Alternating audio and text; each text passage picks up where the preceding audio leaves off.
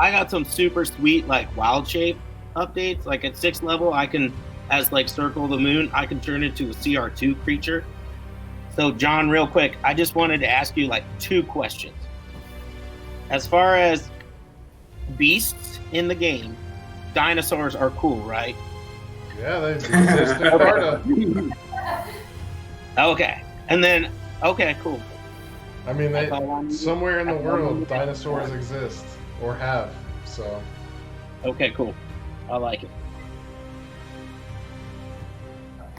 Yeah, I would think like on the far like southern part of Carta, there's like a continent that's just full of giant animals and apes and beasts. It's like Kong Island. It's like that what is that called? Like an evolution when animals go to an island and they just get bigger. When they're like there's not much competition and they just get bigger and bigger. I know what you're talking about. I can't remember what it's called though. Sam will know. She probably would. Yeah. When animals go to an island and they just tend to get bigger. Oh. Because they don't have any predators? Yeah. I don't know about specifically getting bigger, but usually when you're talking about islands, you call it speciation. But no, that's not right. Because speciation is when you split up. I'll think about it. I'll think about it.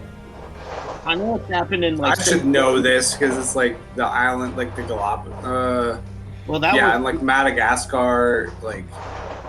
You know, like they have like the Komodo Islands where like those lizards grow to great size. You know, I know that it's happened to others, but then you have like I think there's situations where in islands, what causes a lot of evolutionary change, but I think that things can get smaller too. I'm not sure. Yeah, I think. Generally, it's called divergent characteristic, but specific to size, I'm not sure. All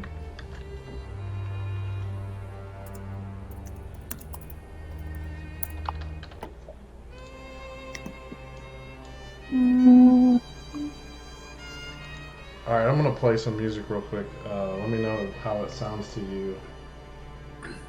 Like on our end, or should we open up the Twitch stream? No, on my end. Okay, cool.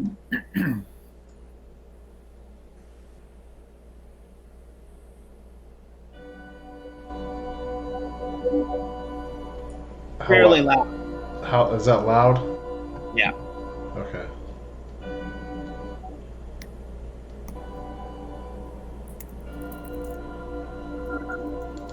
Yeah, I can hear the reverb. Let me see if I can move it. Island giantism. Yeah, I was going to say dwarfism and giantism is what I thought, but that just came to me. I don't think I've ever heard of that before. How's the Megafauna is another one. Megafauna, yeah. How's the music sound? Still a little loud. Yeah, just a little loud, John. I mean, it's almost like, I don't know how, do you have like a dial you can turn it down? I would say like a quarter turn. This is as low as it goes. Is that still loud? Kinda. It's still going? Yeah. I think that's all right. Yeah. Yeah. Okay. Yeah, I can kind of hear it now, like in the background, as opposed to being right in your face. Yeah. All right. We'll just let this roll for a sec, and then.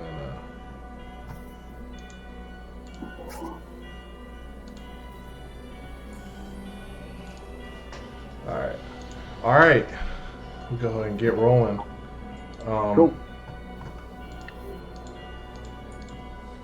don't know what the heck that is.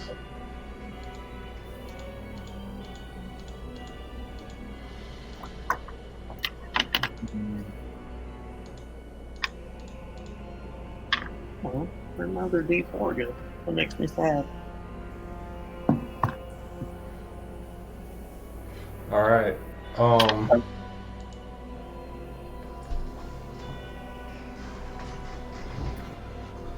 So, we left off where You'd made your way into the. You'd come with Vlad to the meeting that he had originally arranged with Lord Crane. Lord Crane had reached out to him. He had gotten back to him, and he mentioned to Vlad that he had been feeling fantastic. It'd been the first time in a while that he had felt this way, and that he was open to receiving him as a guest. Having learned about this, and your paths crossing, Vlad asked you to accompany him, since you guys had experienced so much, and it had run into so many different things at this time, just creatures and the whole 9 yards within the city. You arrived. You were leaving the doctor's house, and you all encountered a monstrosity made out of earthen moss leaves, but it was corrupted by this black ooze, which you had seen so often. You were able to send it back to the earth and vanquish it. Then you made your way to the meeting, to Crane Keep, or to Crane Hold. There you were met, surprisingly, by pretty much nobody. It's not wasn't a very well fortified. There wasn't any guards. There was no patrol other than the Lord Crane's servant Elm. Elm invited you in, and you were able to meet with Lord Crane. Lord Crane's only the only thing he asked of you, as far as entering and being invited into his keep, was just to respect him not wanting to be seen. And he remained shrouded in darkness while you engaged in conversation. It had come up that Manorists being gone, perhaps had some sort of influence over the Lord. Maybe something that he had never considered, and that maybe him going away was coinciding with him feeling better, and it was something that he decided that he would rest upon for the evening, and you would be able to speak more in the morning. It was then that you were shown to your rooms, or your room, by Elm, and you're able to, right now it's still, I would say it's around dusk. So the food has arrived, everything is there, and now you settle down to rest for the evening, and that's where we'll start off. Okay, so the food has just been delivered and we're just chilling? Yeah, you have Dr. Shorehands, the zombie, tied up outside. I forgot about that. That was so awesome. Oh, yeah. And you guys are all inside. Like I said, we get contactless delivery on the food. Yeah. So John, before like anyone digs in to this like food that's been brought in, I know we're gonna go about like our nighttime routines, but I'm gonna cast Purify Food and Drink, and yeah. So it literally just says that on all non-magical food and drink within 5 foot radius sphere centered on this point of your choice within range is purified and rendered free of poison and disease. Yeah. So just in case, I'm gonna do that. Yeah. You cast this, and you don't see any kind of change within the food that's been presented. Lord Crane has kept his word and has presented you a fine meal and drinks for the evening. Yeah, I'm gonna dig in, start chowing down. Lon is hungry. So grab like a giant turkey leg, just like a half orc would, and just I'd probably just snap off like the bone, like with right? just straight at the bone too, like munching on the marrow or something. I freaking love that. Yeah, I mean, you can picture it like sticking out of the bottom of those two, the two bottom, the teeth underbite. that come up. Yeah, your underbite that's coming up. Like, Husks. Awesome.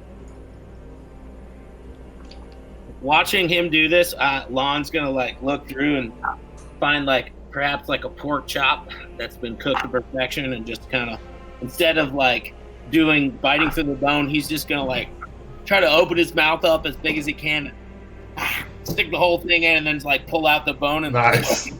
kind of like choking a little bit on because it's way big of a bite for him. But he's like, yeah.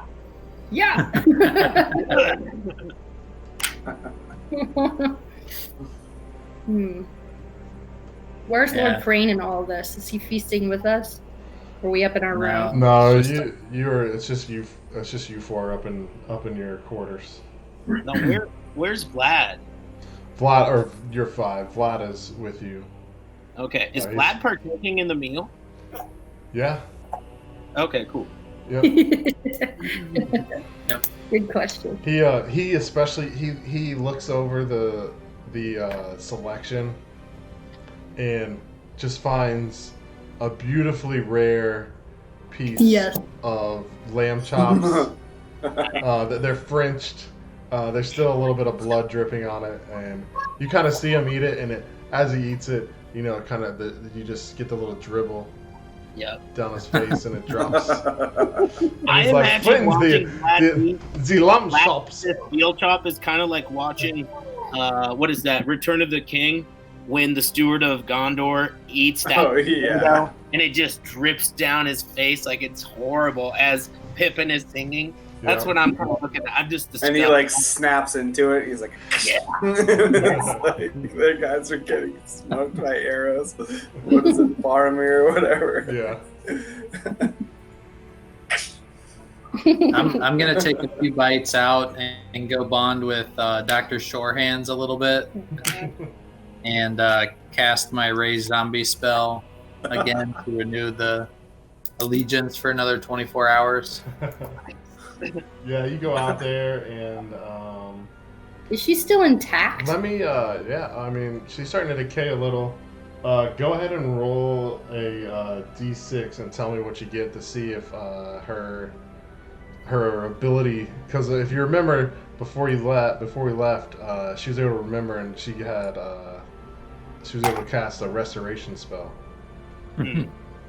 This time I got a 2. All right, so you kind of see whatever sparkle that was in the eye, whatever remnants of her human form that she was able to somehow hold on to, and you were able to coax out through your abilities and through the magic that you've learned and the way you've honed it over the years. You can tell that something has changed in her, and you just see that disappear, and she is now just, you know, a run-of-the-mill zombie. I can keep them moving, but I can't keep them thinking. So, does she need to be like disposed of because we can't control her, or is she tied up? No, she's still with it. She's still under his command. Oh, okay, cool, gotcha. But, She's not. Okay, gotcha, gotcha. Yeah, you're all good on that front. Just she was able to help out in a couple of special ways, but that grip that human essence has left her, and she's now fully undead zombie, concerned with brains and following the command of Victor. Yep. It's kind of how I prefer my zombie. I'm gonna go back in, finish eating a little bit, look kind of weirdly at Vlad with his trickle going down his chin, and kind of stoop over in a corner and start going to sleep. Okay. Jane looks over at Vlad and she's like a very small degree of suspicion in her eyes. She's like, "You like your food rare, don't you, Vlad?" And he looks at you and he's like, "Have you not considered it? It is cooked to perfection." I guess not my style. I would say hardly cooked. I'm gonna be like, how do you like your what's your favorite temp, Vlad? Like 98.6 degrees? Oh, he says, I have not thought about it. This is, yeah. Let's just say I prefer it colder. And as you see that, you kind of see, like you see kind of like his the blood, like the color in his face starts to dissipate a little bit as he says this, and as you're looking at Vlad, you see in the background behind you out the window a slight drizzle starts to break from the clouds, and that familiar mist that has come in through the city from the lake starts to creep in again, and it's actually relaxing.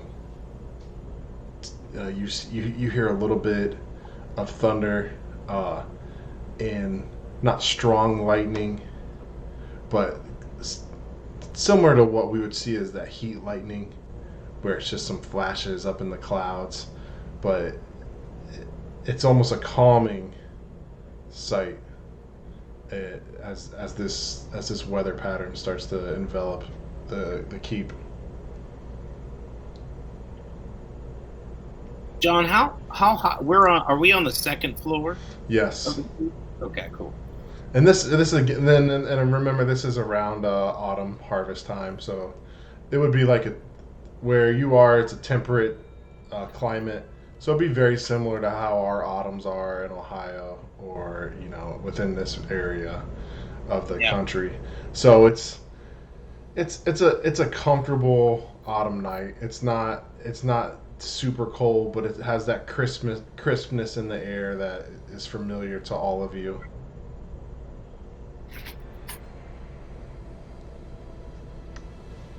Group.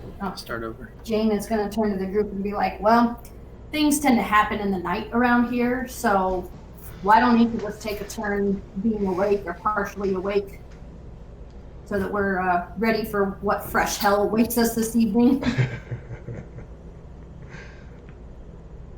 Victor's like, as you say this, just a lightning crash goes boom and kind of reverberates the entire keep. The windows on the windows on the in the keep in the room where you are start to shudder. Your table, your glasses, and the silverware on the table shake a little bit. You see? I'm gonna say I was promised safe refuge, and I'm shutting down. I start going to sleep. I'm like sitting over in the corner of the room, like leaning against a concrete wall or something. I don't know. Nice. Very dungeon-esque. John, I'm gonna sit by the door. I'm gonna stay awake for a little while. Okay. Yeah, I'm getting a little uneasy, so I'm gonna stay up a little bit. I'm gonna go lay by. Are there like windows we can see obviously out of? Yes. Like how many? In this room there are 2 large windows. I would say roughly 4 feet long, 4 feet high. So they're pretty. It's a big room meant to house a large group as yourself, and it has a pretty great view of the lake and all that. Yeah, I'm gonna go up to one of the windows and just lay down at the base, but like still in man form, but just kind of lay down like a dog would or like a bear would, like kind of like nuzzle up, and I'm gonna follow take their seat. I'm gonna go to sleep as well. All right. So you're in shifts. The sun covered up by the clouds and the mist that has crept in has now completely retreated, and again that familiar sight as Jane sits awake. The white moon rises, and a few hours later the red moon joins it in the sky, and this cascading purple mist starts to swirl around the keep, like almost as if it's alive, as the rain just steadily barrels through it. And you all are able to take a very nice long rest. Nice.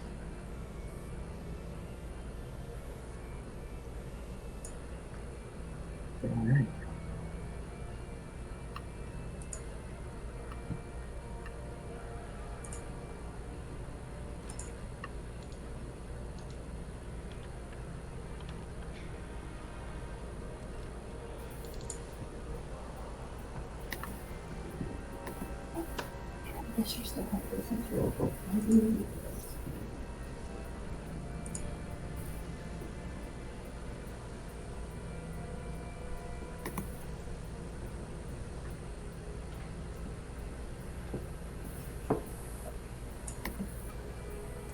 Well, John, I would assume that after this long rest, I'm gonna wake up, kind of like stirring a little bit with that morning light, and just kind of.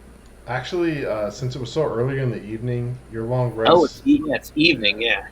So your 8 hours elapses, and just go ahead and tell me when everyone has reset their HP and their spell slots, and we're ready to roll. Yeah, I'm good to go. Okay. Yep. All right. I'm just taking care of Jane real quick. Just gonna. Have we awoken yet, or? When Larry's done, we'll move forward. Get ready. All right. I'm good. All right. So as you rustle awake, Jane was able to drift off asleep and take a long rest as well. And it's at this time you hear a strong rap on the door. I'll edit it then. You just heard a rap at the door. All right. I sit up since I'm right by the door. Get up, crack the door. There's not a peephole or anything, right? No. Okay. Crack the door.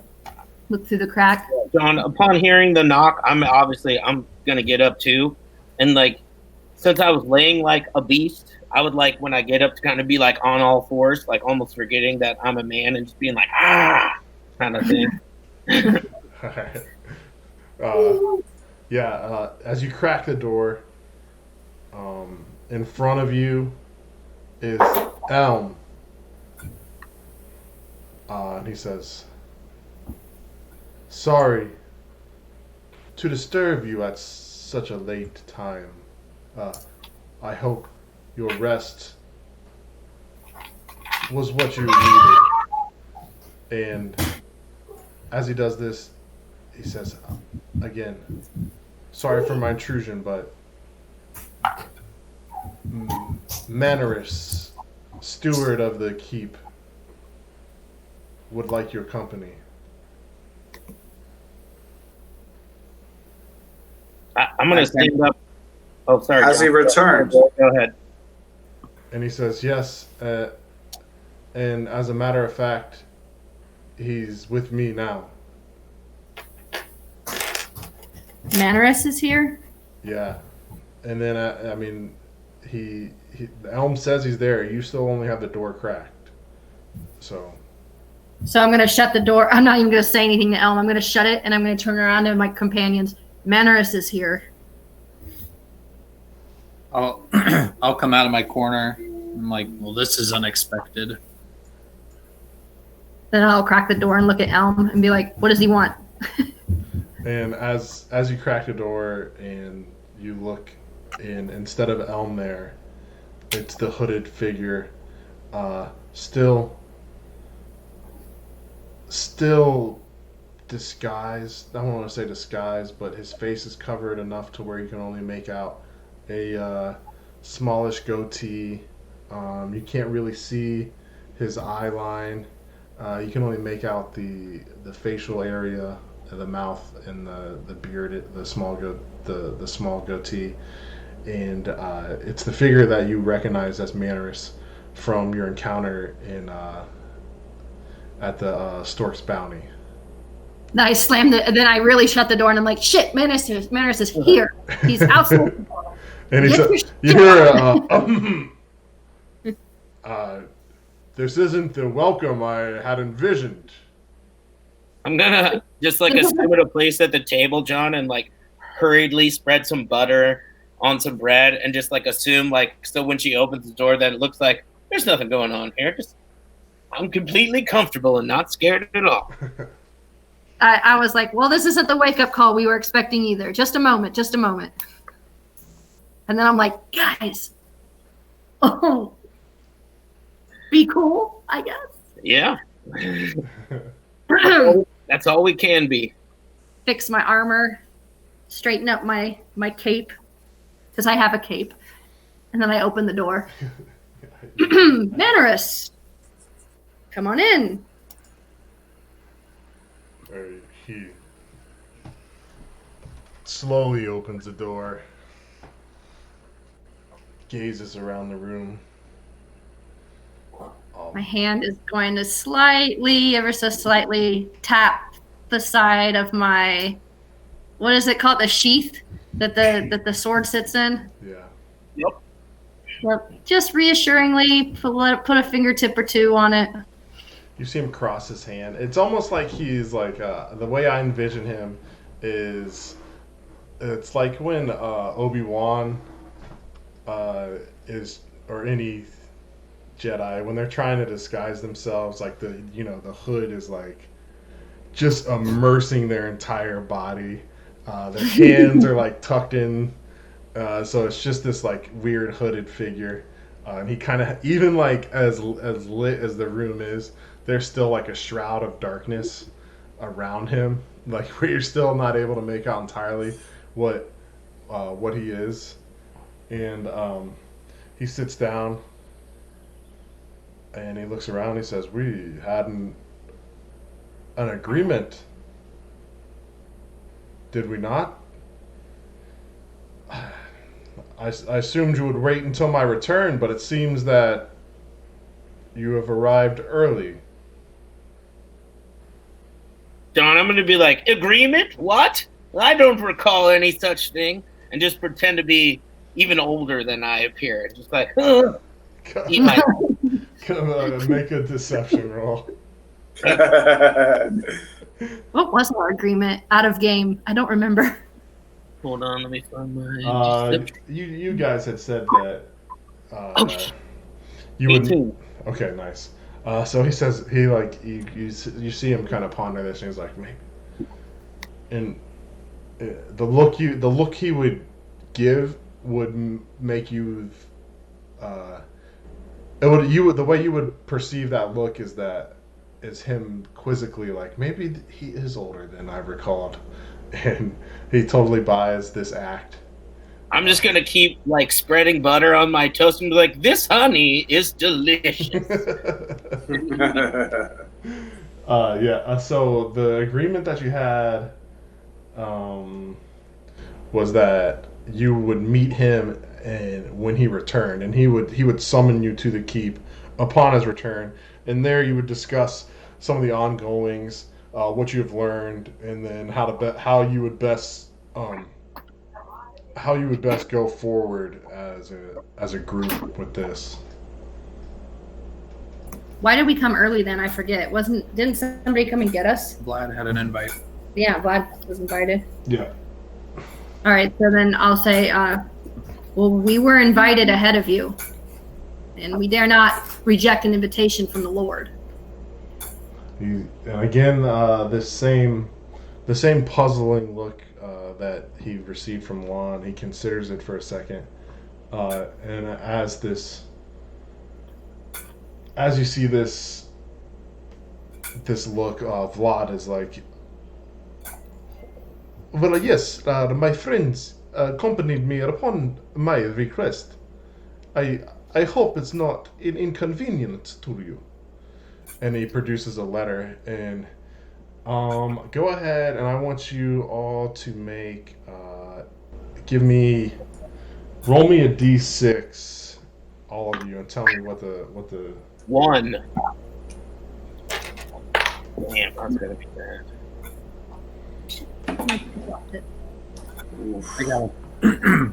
I got a 4. I rolled a 1 as well. 5 and a 6. All right, and then Jane. We went under the couch. Sure. 3. 3. Okay. You're not quite able to gauge his reaction to this letter. It's a different look than he has given thus far. This quizzical, almost ponderous look that you've seen prior. This one is different than that. And he continues to study over the note, and he hands it back to Vlad. I guess we can roll Vlad too. I forgot to add him. Alright, and Vlad is able to pick this up right away. He looks at him and he's like, You'll seem unhappy. Why has my letter displeased you, friend? And Mannerus sits back and he says, well, it's a bit odd that the Lord would contact and receive a guest without first consulting me. Don't you answer to him? Well, in most cases that would be the setup, but this case has his health has deteriorated to a point that I'm unsure if he's fit to even rule this area. And honestly, the only thing keeping it afloat has been my stewardship and my companionship to the Lord since then. John, I want to use my Eyes of the Grave ability, Yes. which allows me to know the location of any undead. All right. How far? 60 feet. 60 feet. Okay. As you do this, you begin what is this? The Eyes of the Grave. What are the components to this? Is there verbal or somatic? It just says, as an action, you know the location of any undead within 60 feet. It's a feature. Oh, Yeah. okay. All right. So with the feature, then yeah. So the only I envision it as kind of like a ping map on Battlefield or Call of Duty. Right. The only ping you're getting on your mini map is of your zombie. Okay. Just checking. And looking around, he says, "So, on behest of Lord Crane, what did you discuss? I have yet to visit him. Once I heard of your arrival, I came up immediately to welcome you." Oh, we discussed his health. He was looking quite spry when we spoke to him. I'm gonna shoot you a look. John, I'm sorry. You might not need your services anymore. Are you saying M or Elm? I can't. Elm. Okay. ELM. Yeah. I thought it was But- Elm. I'm like, is M in this thing? No, What? no, Elm. Okay. Yeah, he gone now. Sorry, what were you saying, Larry? I made the comment that he was looking quite spry, and then I added, he might not need your services anymore. He says, we shall see about this. So you discussed his health? That was the only reason for your visit? It seems a bit odd. Well, we were just accompanying our friend Vlad here. He looks over and he says, he stares at Scroll. You seem to be taking all this in. What would you say of the meeting, half-orc? Well, it seems that there are a lot of strange happenings in this town. And we've encountered quite a few things throughout our visit here. He's indeed, we have. And I'm going to have him make a...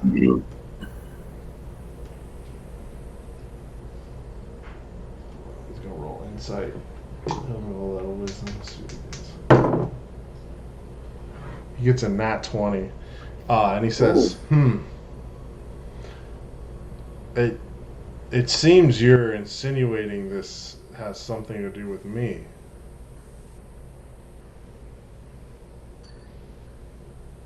Have these occurrences not taken place in my absence? They definitely have. And we intend to get to the root of their cause, as this black ooze has crept into the town and it's taken over You hear this. so many things. He's taking this all in, and he has now got the sense that this is like has become more of an accusatory tone in this conversation, and you can actually see a glimpse of anger as he sits there. John, how old is this person? Mannerus appears to be I mean, you would be able to tell. I would say he would be in his not as old as you, but definitely not young. So I'd say maybe in his late 40s for a human. He's been in the stewardship for some time. Over close to a decade. So He's sitting in our room, though, right? He's starting to show a bit of anger. I'm going to just stand up and start making a little, like, sandwich for him out of the leftover stuff. And I'm like, oh, he's like, I see that glimmer of anger in your eyes. You must be hangry. And like, come partake in our deliciousness. And I make the same sandwich for myself and just start to chaw into it. And like, at my age, I've grown to know there are three things that are best in life: a good fire, a great sandwich, and revenge against your enemies. And he says the latter of the two I can agree with. And Well, as he says this,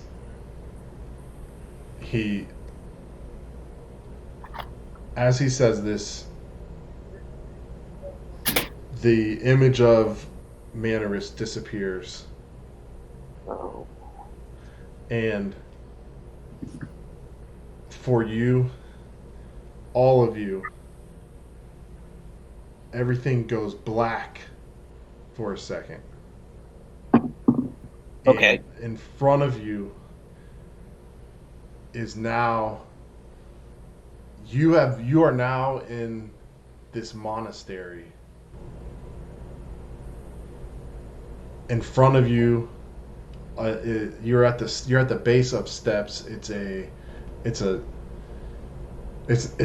small chapel that would be housed for.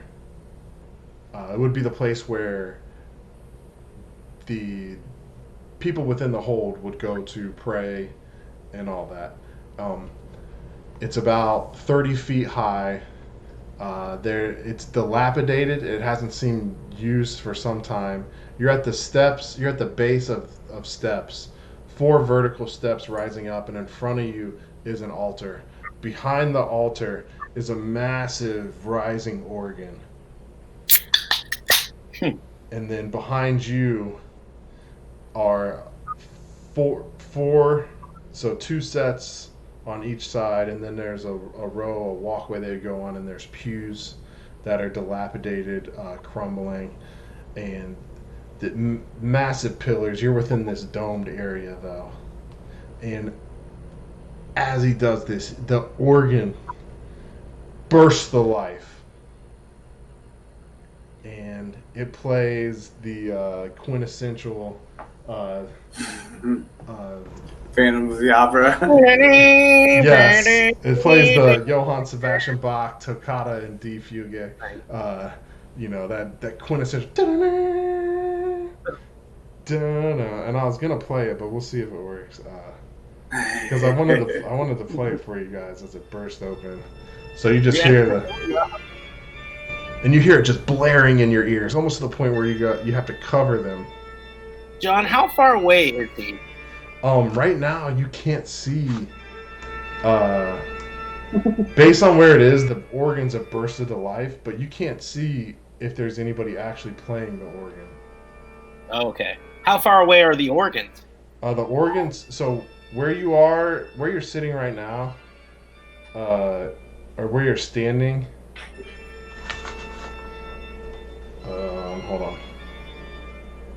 Sorry, I started to play it. So where you're standing at the base, the steps rise to about maybe waist level, and then in front of you is a giant altar, and behind that altar is where the organ is, and you're not able to see through your vision. So you're looking at about 6 foot, 7 foot up in the air would be to be able to see on top of this altar, and the organ is behind that. Okay. So I'm gonna cast Fairy Fire at the furthest point that I can see. So I have a 60-foot range on that, and I can illuminate in a way like a 20-foot cube. Yeah. And it says that this 20-foot cube is outlined with blue, green, or violet light. Let's go with blue. And any creature in the area when the spell is cast is also outlined. If it fails a dexterity saving throw, and it's going to have to meet 16 for my spell to succeed. Okay. And if it fails, then it says for the duration, which is up to a minute, objects and creatures affected in the dim light, or reflected dim light, 10-foot radius. All right. So they have to make a 16, right? Yes, and it also says if they fail any attack roll against a creature affected or object, has advantage on the attack or on the attacker that can see it, and the affected creature or object cannot benefit from being invisible. Okay, so as you do this, again, you hear the music blare. As you cast this,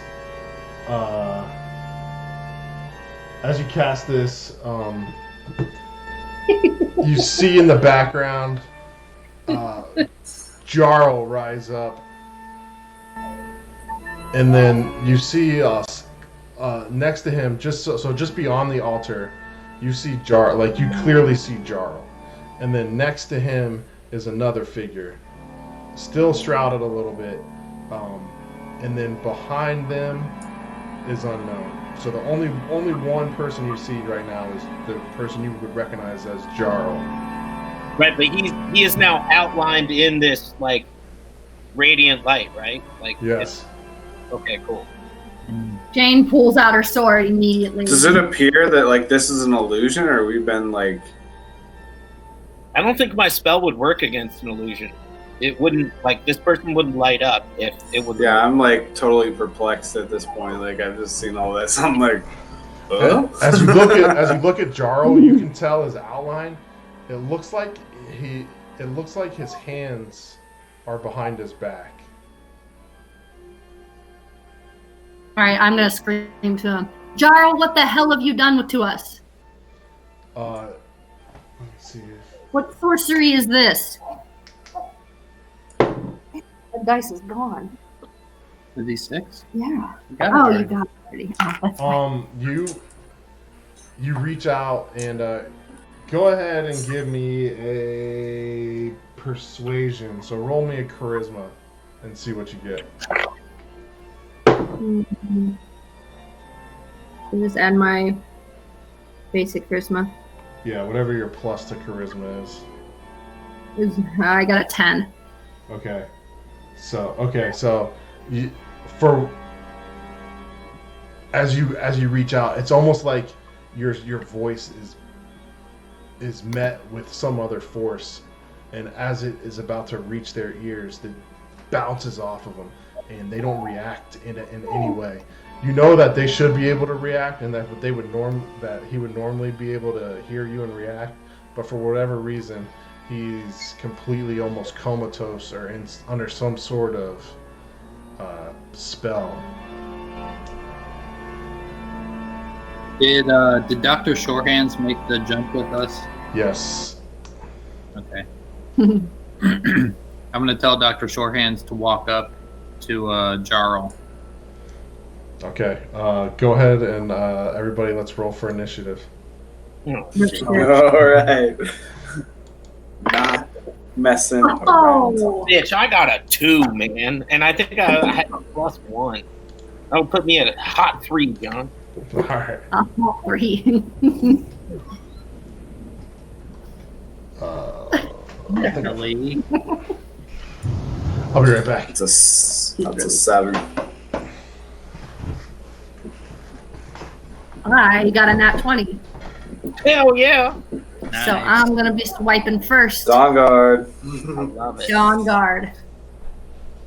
Dang. Any chance she gets to swipe at Jarl, she's taking it. Now he is bound, right? John said he was bound. Yeah. So maybe like wipe his hand and free him. And Was it bound or hands were behind? If he's like floating in the air, isn't he? I thought he was the one who was bound, and the other, I don't know. Wow. John, are these guys Jarl and is Jarl like levitating, or is he on the ground with us? They're just standing. They're above you, by this altar, but they're okay. They're the two figures. One Jarl is just standing there. But was Jarl bound at all? You said like we could see him in that fair fire. You can see this outline, and it looks like his hands are tied behind his back. Okay, cool. What were the initiative rolls? I got a nat 20. Oh, nice.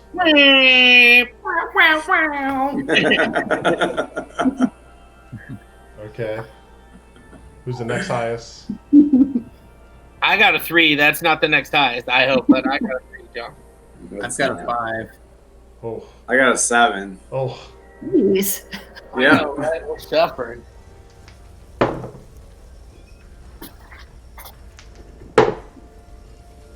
they're not much better.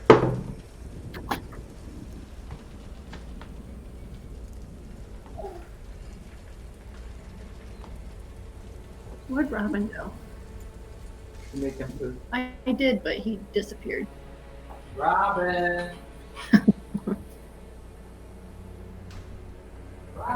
Who was my 7? I Squirrel. was. Scott, yeah. And then Larry was 5. Lon was a 3. Hot 3. Mhm. That's appropriate, I think, for Lon's age. Like, he's old, but he's an elf.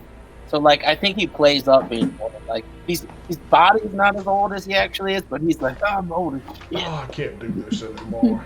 right? All right. I'm too old for this shit. Lethal Weapon kind of stuff. Yeah. So as I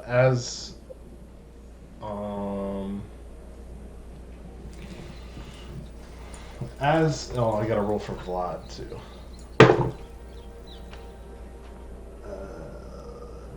His is a plus.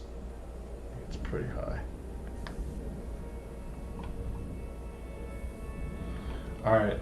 So as the zombie Dr. Shorehands creeps up and heads into this space towards Jarl, and I'll have to wait for Larry to come back, but I think it's able to communicate back to him.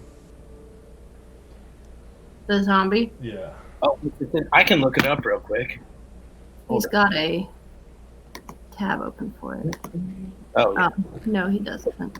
Oh, he doesn't. I was gonna say. He did. Hey, Larry, can your zombie communicate back to you?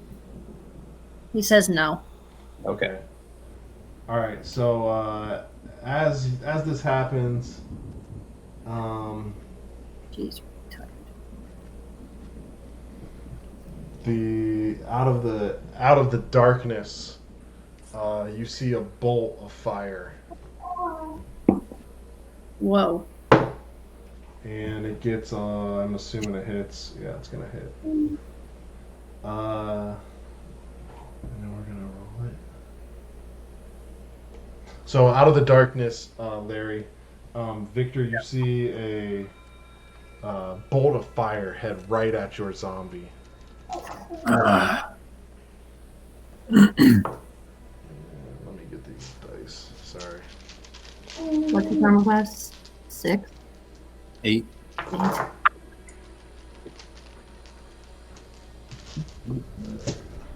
Did you find him? Yeah, he's upstairs. Tried dragging And him. He made it halfway. seeing that, like, as your zombie approaches, it's seared for 21 points of damage. It's like as your zombie approaches, seared. Got some echo. That's all right. 21 points of damage. Oh, that's for me. Sorry. All right, Dr. Shorehands is looking singed and bloodied. Okay. All right. And then we'll go ahead and roll with the initiative, and we'll go ahead and start with Jane. Could I see where that fireball came from? Yes, it came from behind the altar. I'll show you. Let me set up the map. Behind the altar, where the other thing is that we can't tell what it is. Yeah, I mean from the bolt of the fire, the light that burst off of the fire, you can see the outline of a hooded figure in that bolt firing out of there. Hooded figure, you say? Yes. Right. Well then. I've got bonus action, Hunter's Mark. I'm pretty sure I know how this works. It says you choose a creature you can see within range, mystically mark it. Till the spell ends, you deal extra 1d6 of damage. Okay, so I'm going to use my bonus action first. I'm going to cast Hunter's Mark on the thing that shot the firebolt, this hooded figure. And then I am going to... I'm a little afraid to run up to it at this point, so I'm going to hit it with a crossbow bolt. All right, so you would have to get, since you're down a level, you wouldn't be able to see where you're shooting it. You know where the target is, but you wouldn't be able to. You wouldn't have a line of sight. Because she's shoot a bolt. down like 7 steps or whatever. Yeah. Okay. Can I run up the steps?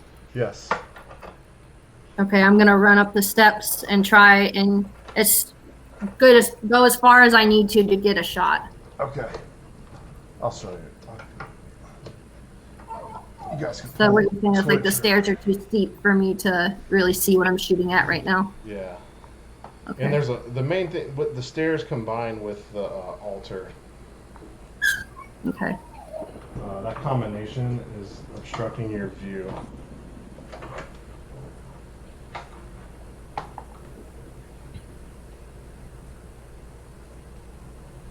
Is he doing the iron?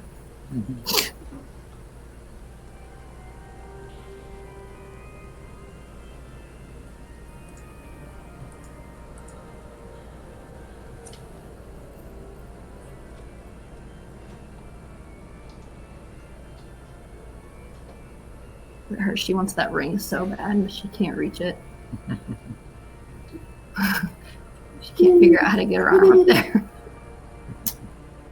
All right. Oh, you got it.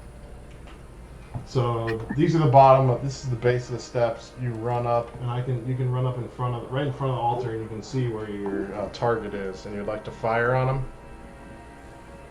Yes, I would. I'd like to shoot a crossbow bolt. All right. So you loose your bolt. Go ahead and roll for attack.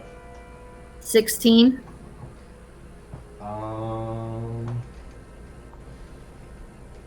16. So as you fire, you get your eyes on your target. Your bolt. You loose your bolt, and as you do so, the figure is A able giant cat appears on the battlefield. to knock over all of the minis. You're able to. The figure's able to just. As it does, it moves ever so slightly, and your bolt just tinks off of its shoulder. And, not hitting home. Okay, well, Jane's gonna swear, fuck, and she's gonna take another bolt out and use her second action. And John, was load this the guy another bolt. in the fairy fire? So the guy in the fairy fire is this guy. Is a different guy. Okay, gotcha. Okay, sorry. All right, I'm gonna shoot a second one. Okay. This one is an 18. All right, yeah, and then in that same spot, you go in and you sight it in, loose another bolt, and you find a weakness right in between the shoulder, and it sinks into its target. Excellent. I think it's 9 plus 1 plus 2, 13, 12. 12 points of damage. No, wait. 9 plus 2 is 13. 13 points of damage. 13 points of damage, okay. Yeah. Sorry, Natalie's got an opinion. That's all right. All right, and so Jane is gone. And now we go to Manorus. And now Jane, close enough, recognizes that the other figure next to Jarl is indeed Wolf. And they look at her, and everyone can hear this, and you hear a gasp. They're like, "Help us! He deceived us!" And Jarl says, he had us follow you and keep tabs on you. Save yourselves. And as he does this, Men, don't shoot the morons. as he does this, you see Jane is the only one able to see this right now, but the figure in the background lifts his hands, and you can see, and everyone else will be able to see this, especially through the fairy fired individual. You see almost the same ooze, but almost effervescent, is sucked out of these. It's almost like the life force of these men is being pulled out, and they crumple. And as they crumple, they rise again. As they crumple, they rise. You hear a gasp. You hear gasp, of breath and life as these men fight and try their best to hold off and stave off the effects of this creature, but unable to. They succumb, and they are raised, and a stench and a rot permeates. And as you do this, let me go ahead and everyone go ahead and make perception rolls.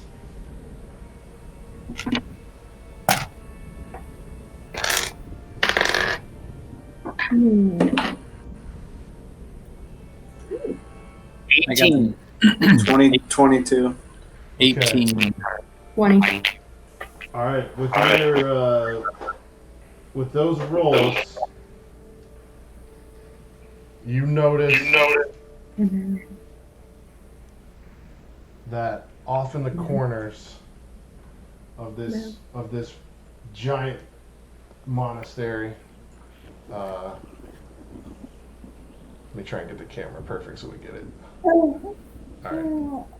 You start to see. You hear familiar tones, especially Victor, of these.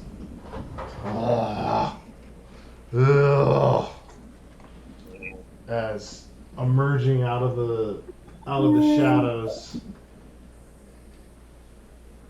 are these other creatures. Oh man. And then we'll go ahead and Are they Draugr? we'll go ahead and that'll be the end of Manneris's turn, and then now we'll go to Vlad. Pull Vlad up. Vlad is gonna look around and he says, It seems that we have angered him.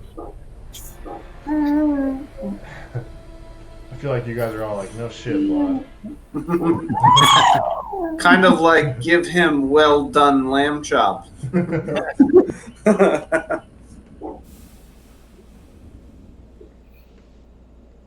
And old Vladi is going to take a look around, and seeing an opportunity, he's going to cast. You see this before him. He says, "Grant me the power and take out my enemies and have them suffer the way I have." And from his hands bursts out an energy, and underneath the feet of the remains of Jarl and Wolf and the Manneris, this poisonous acid bubble starts to form and envelops them, and they're gonna have to make con saves.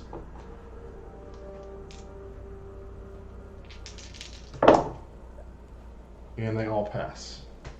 So they're going to take half the damage.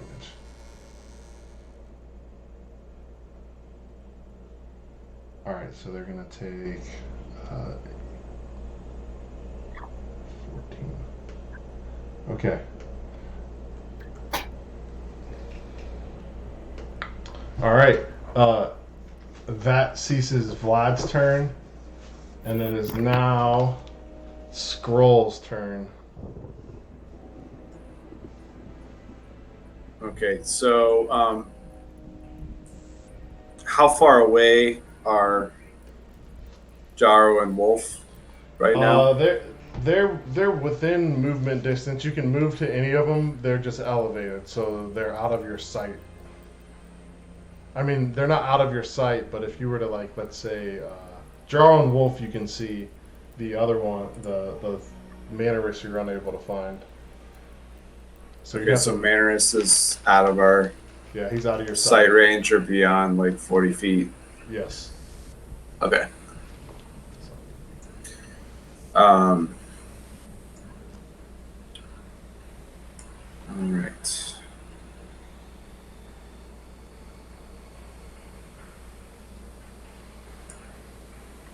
So I'm gonna go up to climb up. I'm gonna move up to Jaro. And how far away or how much movement? You can get there. However much you want to take, whichever one you want to go to. Yeah, so I'm going up to Jaro. Yeah. So you're well within range of him. Okay.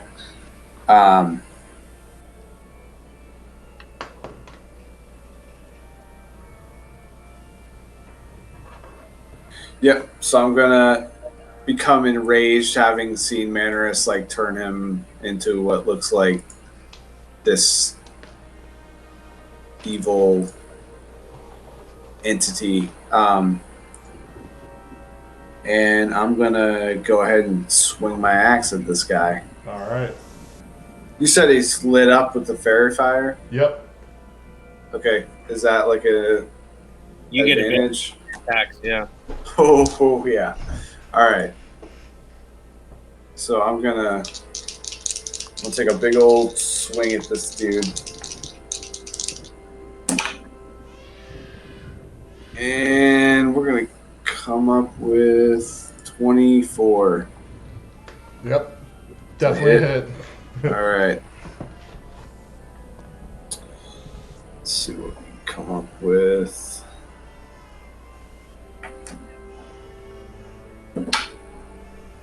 And it's going to be 9 points of damage. Okay.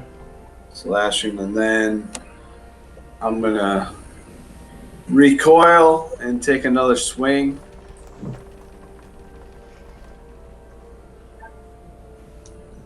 And is that also with advantage? Yep. Yeah. Come on, baby. Oh, I'm hot. Oof. Okay. It's a 20. Yep. Definitely hits. Okay. All right. And let's see what we come with. Oof. Okay. So that 10 points of damage. All right. So what the remains of this, what you once knew as Jarl, is now just. Oh, you know what? We're gonna add 2 to each of those, so it'd be 12 and what did I say? Or we'd add a total of 4 Okay. from rage damage. Okay. As you pummel into this creature, the remains of Jarl, you smash down with your battle axe and just decimate his body, and you see it start to rise, but it settles down lifelessly, and that is the end of Jarl. Next, is there anything else you want to do? No. All right, next we go to Victor.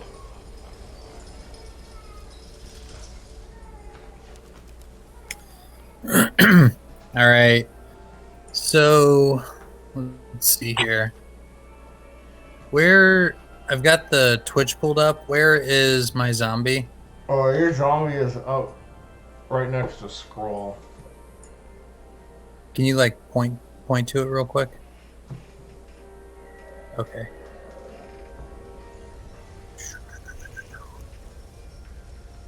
And so there's another guy right over there beside the one Scroll just took down. Yep. All right. I'm going to cast let's see.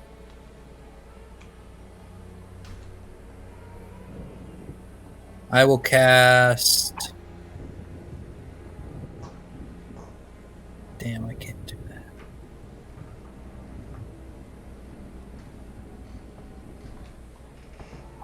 that. Over to the left side of the battle map, John. Do I feel like those creatures over there are undead?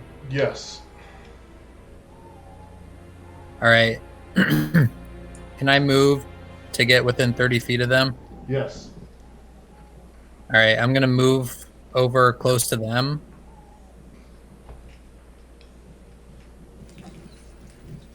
All right, you're in position. And I'm going to use my bonus action to tell Dr. Shorehands to attack the other figure that's over there by Scroll. Okay. And then I am going to cast. It's not a spell. It's a. I'm going to use my Channel Divinity Turn Undead action. So I start muttering Nice. some holy grave words. Tell these creatures to return to the grave. Yeah, I tell these undead to run back to their graves. They must make a DC 16 Wisdom save. Okay.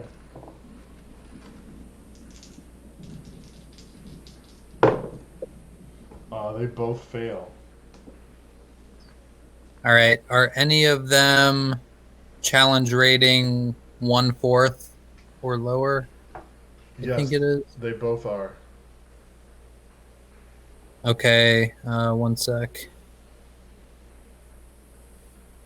All right. When an undead fails its saving throw against my turn undead feature, they're instantly destroyed if the challenge rating is lower than the threshold for my level, which is half. Awesome. All right, so you tell these creatures to return back to the grave. Your battle is not here. And as you do this, instead of like what would be, you would think they would run back to the grave or waltz or whatever they do. Instead, they just burst in this radiant energy, and they are gone, completely wiped out. Nice. And is that the end of your turn? That's the end of my turn, and then my zombie's gonna follow me in initiative, I think. Yep. Try to do a hit. Okay. D20.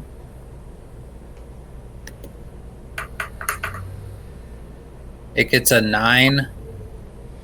Yeah, it lashes out at this creature, and it just sidesteps out of the way with ease.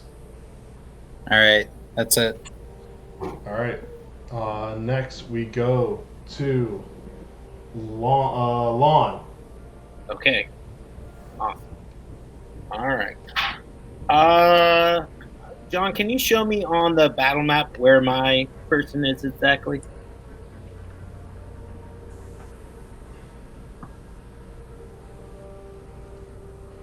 Okay, cool. Awesome. All right. I am going to. I'm gonna wild shape into a saber-tooth. Well, let's say.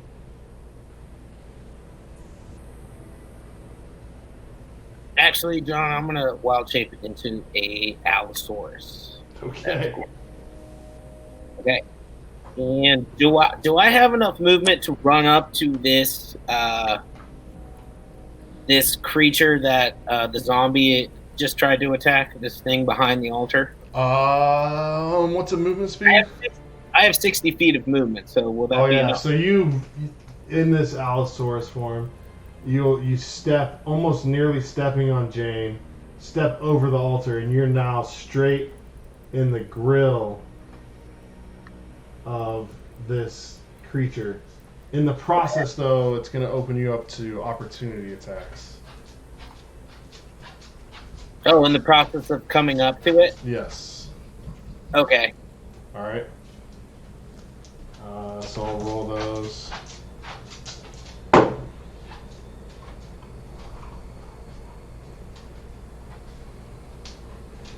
All right, the one gets a. I'm sure it doesn't hit. We'll see. You'd be surprised. Allosaurus are actually kind of, not that strong. Soft. One gets a 6. That doesn't hit. Yeah, didn't think that one would. The other one gets a 17. Yeah, that's gonna hit. All right. So this as you run up to it, the figure that you recognize as Manarus, this staff, clattering in bone, just uppercuts the Allosaur right underneath your chin, and Okay. you take 14 bludgeoning damage, Okay. along with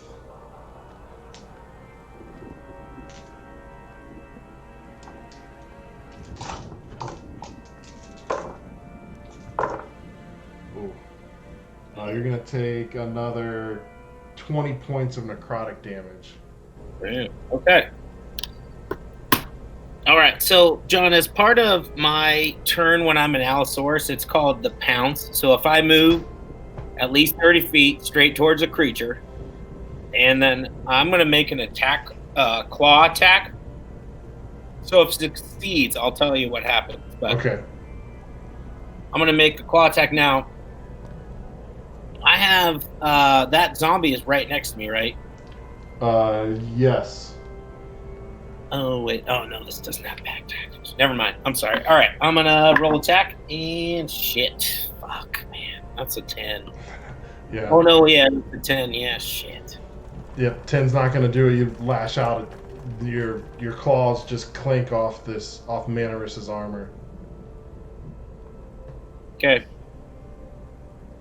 I'm going to take a bonus action to... Oh, no, I already did to Wild Shape, so...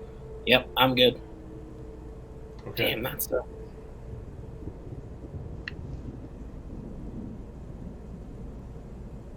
Okay. That's the end of your turn? Yeah. All right. We'll go to the undead creatures. This one's going to run up behind Skrull and attack him. You can take an opportunity attack, Skrull, since it entered your...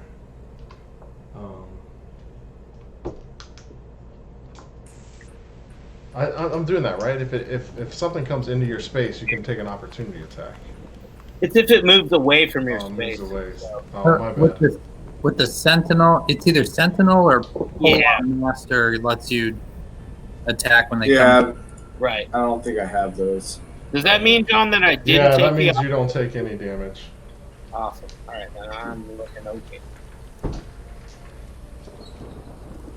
Yeah, and then it's gonna make one zombie's gonna make an attack at Lon and Allosaur form, and the other one's gonna make an attack at Skrull.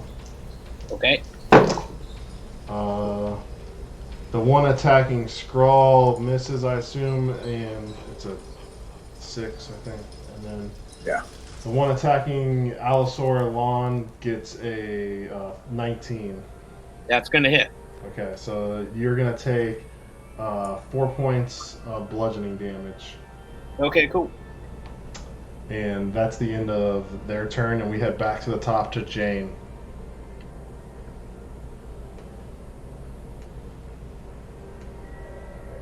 All right, so we've got an army of undead now, right? I think that is gonna require some smite. So let's see. Now, will you please? Okay, am I close to any of these undead, and how many are there? You're close to 2 of them. Well, actually, you're close to 3 of them. 3 of them? Okay, so the closest 2, I'm gonna draw my sword, and they are dead, right? They're zombies. Did you Wander. attack? What'd you say? Did you roll for attack? No, not yet. I was just making sure that they're undead. Yes, they are undead. Yep. Okay, so I'm gonna hit the closest one with my sword, and I'm gonna divine smite on top of that. All right. I'm going to get a 3d8 extra All right. because they're undead. Okay, so that would be a 16 to hit. Yep.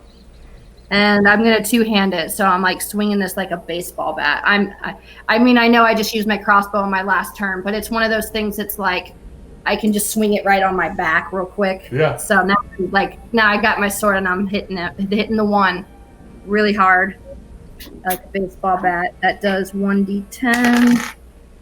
So that'd be 4 plus 2, which is 6. Okay, plus I need 3 of these. 7, 3, and 4. So that's 14. So a total of 20? That can't be right. That's so low. Yeah, it's 20. All right. You lash into it. Heavy amount of damage. Body and limbs flying off of this creature as you hack away. It's still standing, however. Okay, I'm going to hit it again then. Okay. Same thing. Divine. Am I allowed to use Divine Smite for every... However many spell slots you have, you can use it. All right, I'm going to do it again. So that's going to be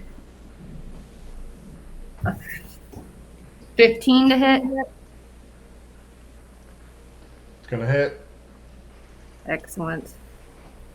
Okay. 9 plus 2 is 11. Okay.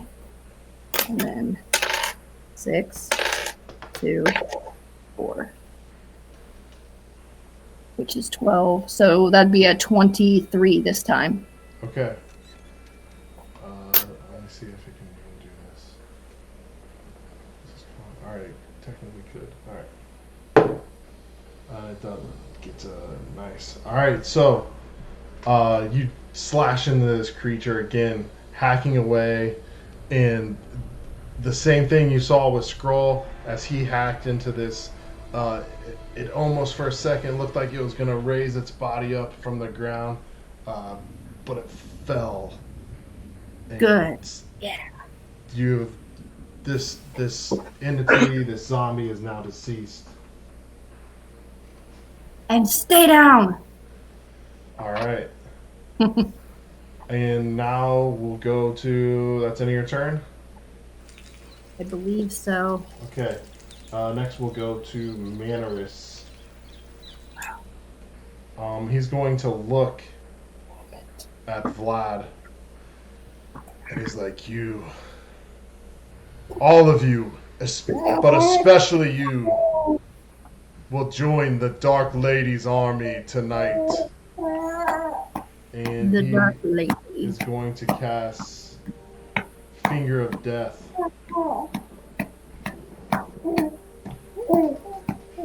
10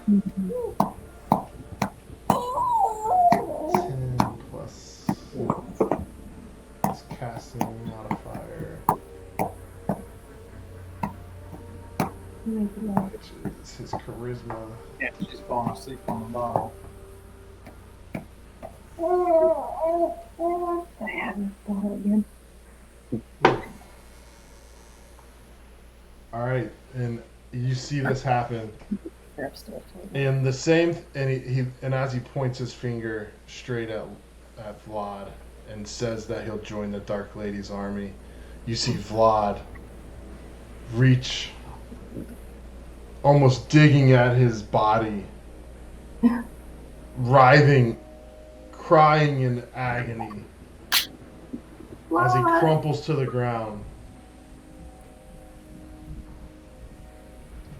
And he's going to take a significant amount of damage.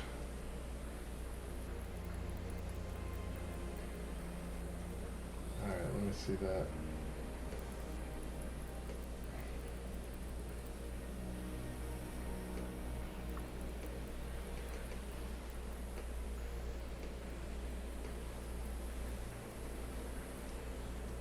It's really nice on the app. Alright, so Vlad is going to take 61 points of damage. Holy shit. And he crumples in agony. Not dead, but not looking great. Ugh. John, was that a critical hit, or was that just That that was, guy's? that was just that finger death spell. Okay. That's fun. Yes. And then as he's going to take a legendary action and move. And you see him with a burst of just incredible speed. He dashes away.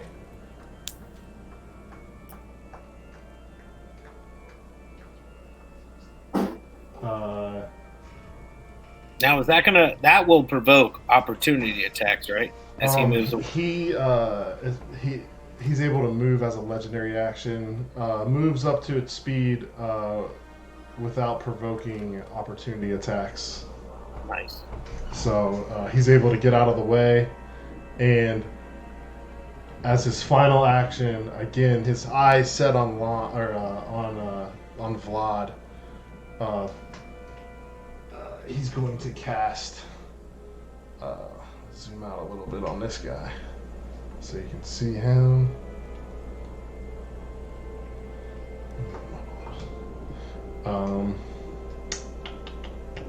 He's going to cast.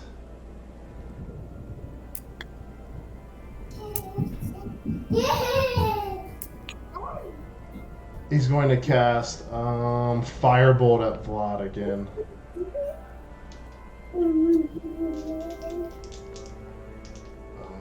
Let's see if he hits.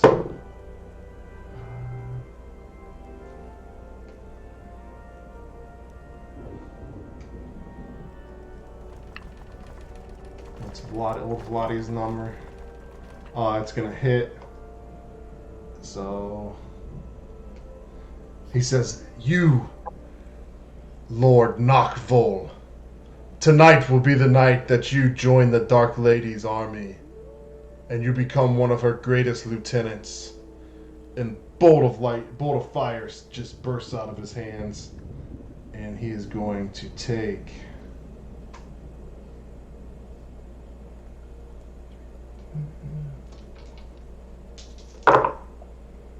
11 more points of damage. And again, Vlad is looking rough at this point. You see blood start to trickle out of his ears. His face is singed where the firebolt has hit him, and he's screaming in agony. And that is the end of Manaress's turn, and we go to old Scroll Suka, the orc barbarian.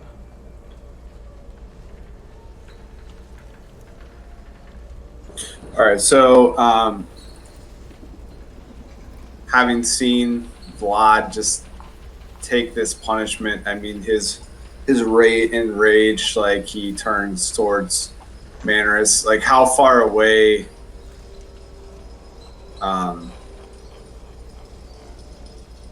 Does it appear that he is? He's about 45 feet away. 45. Shit. Okay. In Velociraptor or in Allosaurus, I try to tell my buddy, I'm like, "Rah! Like, hold your action, ride my back, and we'll defeat him together." But obviously, he can't understand. Oh yeah, you just see this like Allosaur look at you like.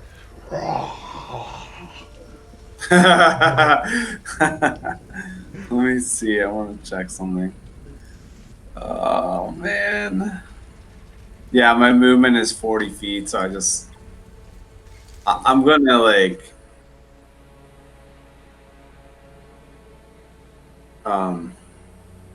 I guess dash is an action, correct? So I would be able to take a. Let me ask you this: so if I use a dash, am I able to like attempt my like my charge attack on him? I'll try to spear him. I'm gonna say no, since you would have to avoid some of the pews. Some of the pews. It's Okay. not a straight line, Okay. but you can get over to them with a dash. Okay. All right. I'm gonna dash towards him, and let me see.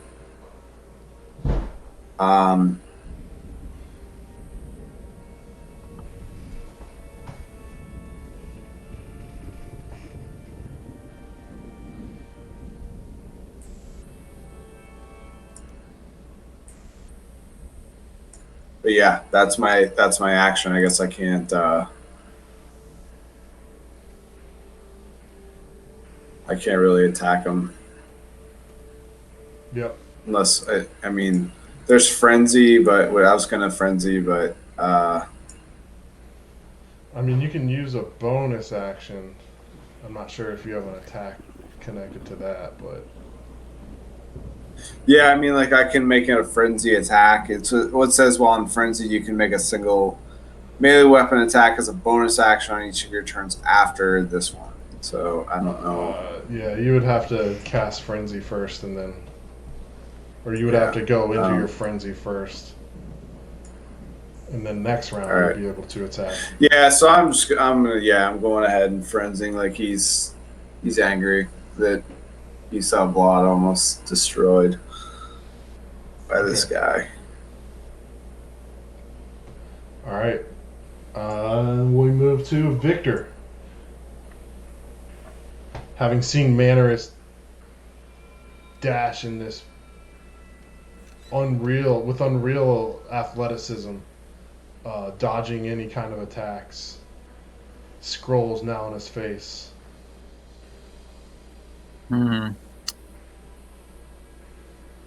Let's see here.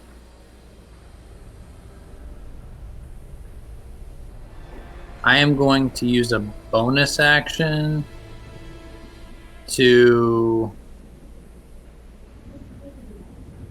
cast Healing Word at a second level on Vlad. Okay. 2d4 plus 5, isn't it? Hang on, let me find it. Yeah, 2d4 plus 5, he will heal. Okay. And then for my action, I'm going to use Word of Radiance, which is a cantrip. And each creature... Wait a minute. I got to be next to somebody, okay. So, Healing Ward is ranged. Yeah, Healing Word is ranged. All right. How much did you heal him for? Oh.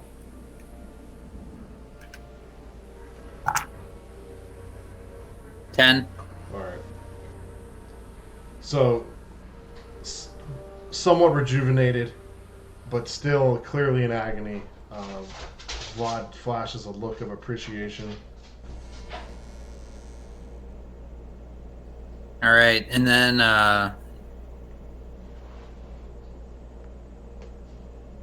John, can you point to which one is Mannerist on the map? He's right.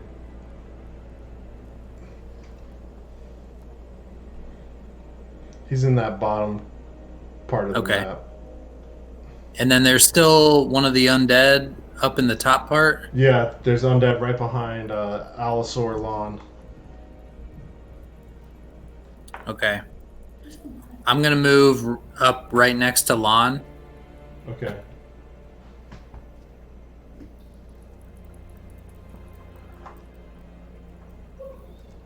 And I will cast Word of Radiance.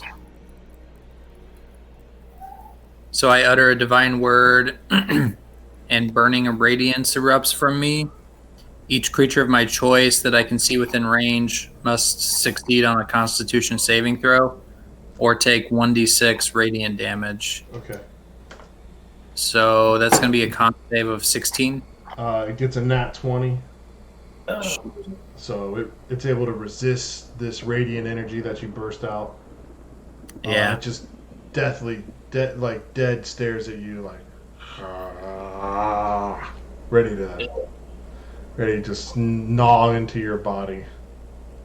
And while I've got it distracted, Dr. Shorehands is going to slam it from behind, Okay, getting a 21 to hit. that's gonna hit. Going to do 4 damage. Okay. So it's just focus on you, and it gets back, and it's like "Wah!" And then Dr. Sorehands is like "Rah!" They're having this strange zombie communication of like why are you hitting me? You're supposed to be on my side and all that. And that will conclude our turn. All right, and now we go to Lon, the Allosaur. All right. So, John, I want to ask you a question. Can I, with 60 feet, move up to this, to Malisaur? Can I move all the way up to him? Yes. Okay, I'm going to do that. All right. Because I trust that this Grave Cleric can handle one zombie. He's going to get it under control. Yeah, so you're doing this, you step onto the altar, it starts to buckle under the weight, and then you're crushing the pews, you take a direct line. Yeah, I would like to think that we pause, for what seems like a longer second, but like a moment, as I stand up on the altar and I give the. Yes, like in Jurassic Park. Yes, when the banners fall. Yeah, and then just make a claw attack against this dude. All right. When you move, the zombie got an opportunity attack. That's cool. It got a 17, so you'll take 4 damage. Cool. And then you're good to go. All right, yeah, I'm gonna run up to this dude, and then you see the Allosaur boom, boom, boom, make a claw attack against it. Okay, so that is an 11 plus. Claw attack plus is 6, so that's going to be 17. 17. So again, as you, in your fury, swipe across, the Mannerus is just able to deflect it with his arm, and your claws sink in to his plate armor, but they don't do any damage. Ugh. Okay, then I'm going to take a bonus action, John. And it's called Wild. It's one of my wild combat abilities, but I'm gonna use a spell slot at level. Oh, let's go level 3, and it gives me the ability to roll a d8 per level and add that to my hit points. Okay. Where's my other d8? All right, so 6 plus 4, that's 10, plus another 2. So that total 12 added to that, and I'm good. All right. So, yeah, that's my turn, unfortunately. All right.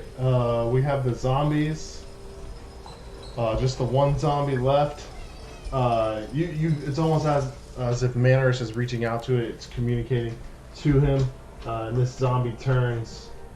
And it's going to move out, which is going to open up an opportunity attack for Dr. Shorehands.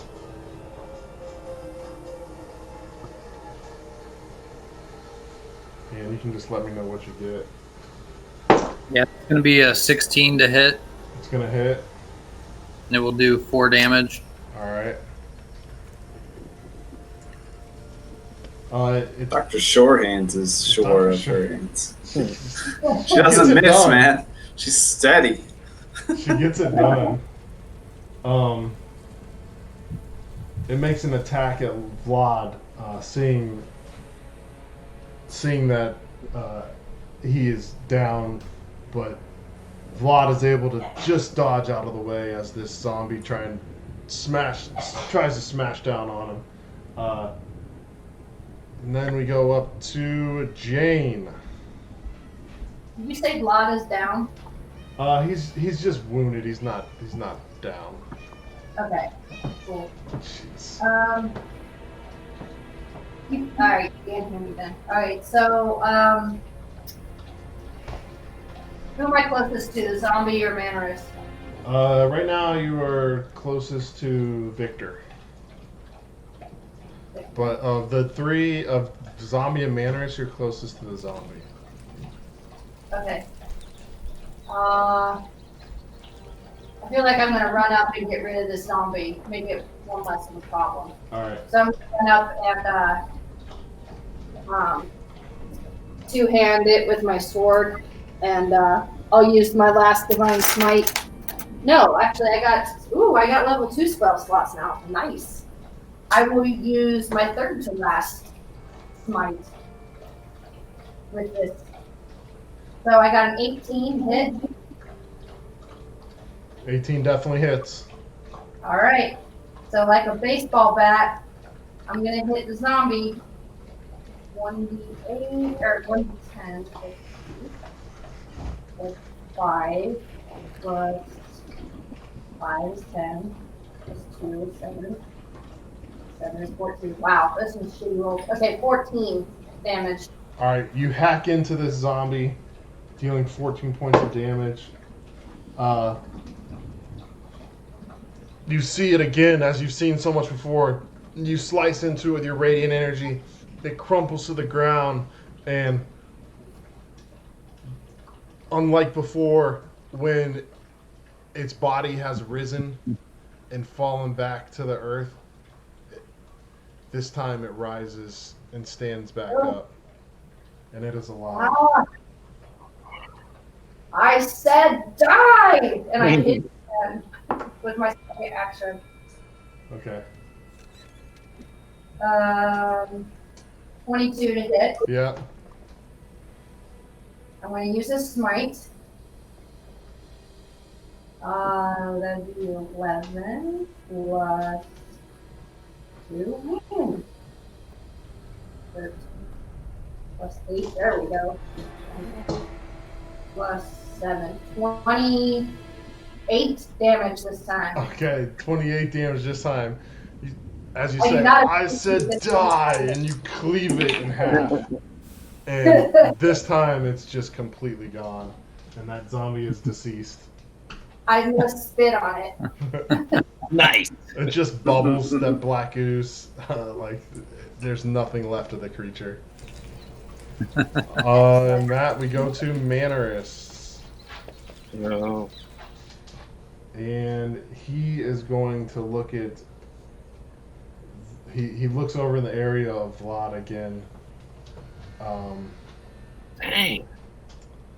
And this time, with all of you in this area, he reaches up and he says, as if channeling some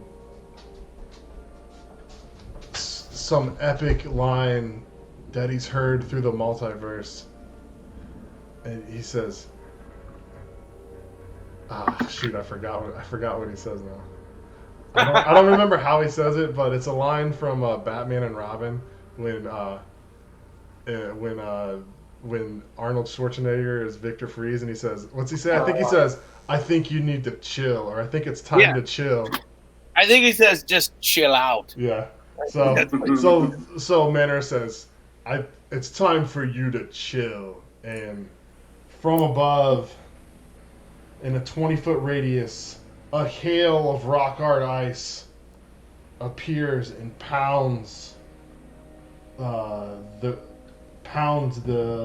1, 2, 3, 4 of you, and you must make a dexterity saving throw. Oh no. Now, John, I'm not included in this, right? Because No, you're right up next to him, so you're out of the woods. Who all is it, John? It's Jane, Vlad, Victor, you, and Dr. Shorthands.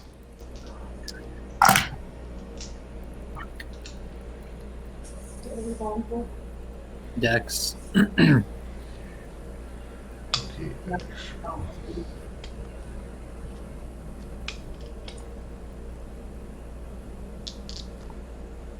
All right, Dr. Shorthand's got a 10. Victor got a 3.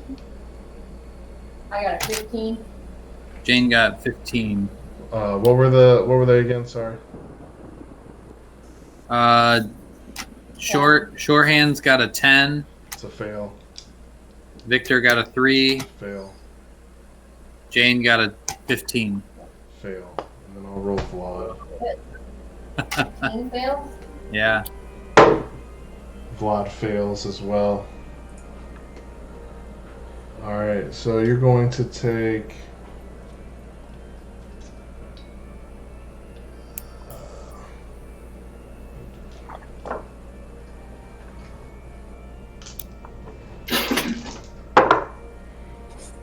you take 9 bludgeoning damage.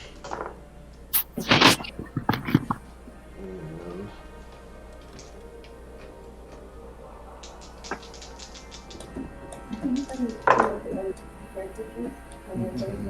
16. You take, and then 16 cold damage. Oh. Oof. Dang, that's a rough one. Wait, 16 cold damage and 9 bludgeoning. Yeah. So 25 total. Yep.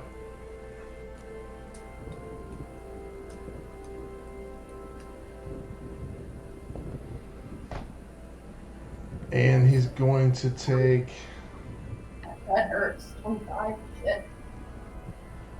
And as he says this, let me get Vlad. Looking at you as you succumb to this damage, that area is now difficult terrain for the next until the end of your next turn. So at the end of Manoris's next turn, that's difficult terrain, so your movement speed is halved. And he's going to look at Skrull and says, "I've always had a special place for a barbarian, and the Dark Lady would love to have you as well." And he is going to take two attacks with his bone staff, rattling, kind of like, I picture it as like Rafiki's staff, but it's like rattling bones, and he just like just starts whacking at you. He's going to take, attack. He gets I'm assuming that one is going to definitely hit. The other one is a 15. Yeah, my AC is 15. So. All right, so both are going to hit. So you're going to take. You're going to take 14. You're going to take 20. You're going to take 28 bludgeoning damage. Now, you have, I mean, I'm sure Scott knows he has resistance when he's raging, so he's only going to take half. Yeah. So 14? 28 bludgeoning damage. And that's half, 20. so 14. And then you're going to take...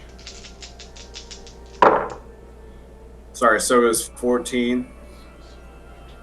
Yes, you take 14 damage with including your resistance. And then you're going to take another 15 points of necrotic damage. Okay.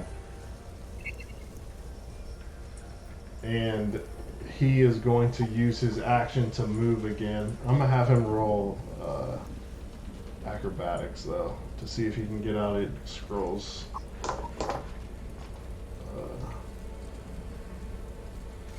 See if you can get out of Skrull's, because since you're occupying one of his squares. What you mean, lawn? Yeah, both of you have him pretty hampered or pretty closed down. So, and he doesn't. So he's gonna stay in that spot. Actually, instead of going that way, he'll just go out this way. And you'll get he doesn't provoke an opportunity attack. So 1, 2, 40, 20,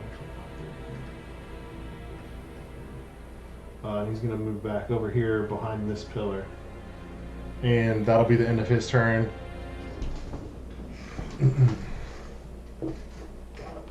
And next we go to Vlad.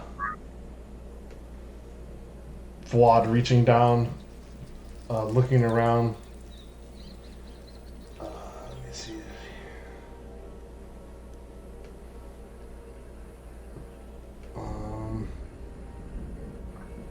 He looks at himself and what will he do? What will he do? Isn't that the hardest part of deciding what your Yes. bad PCs would do, or NPCs would do? Like, I don't know, man.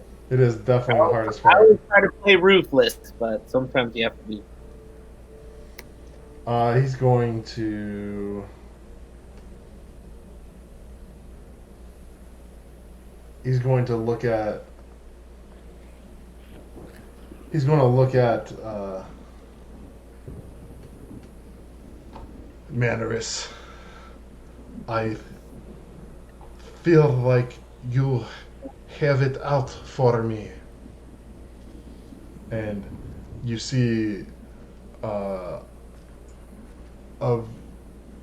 fiery greenish globe come forth from his hand, and he says, I will fight you till my death.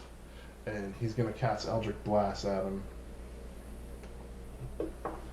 And he's going to get a 12, which is going to miss. And he's actually going to try and move, even though it's halved. He's going to try and move out of sight and lick his wounds. And that'll be the end of Vlad's turn. And next we go to Scroll.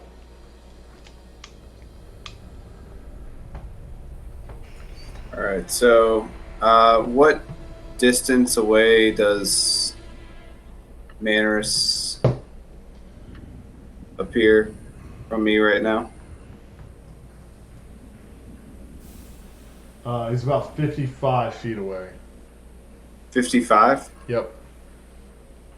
Oh, man. I'm just chasing this guy. Oh. Go all the way up. Use haste. Go all the way up. I mean, this is metagaming, but Wait. Haste? yeah, because you can use your action to double your speed, and then I can go up there and join you, and we can maybe at DM's discretion get some flanking, so we have advantage on attack. Do you have haste? Well, I'm sorry, not haste. I mean dash, not haste. I'm sorry. Yeah, I mean, we kind of just did that last turn. You know? Yeah. Still got away. Let's see here.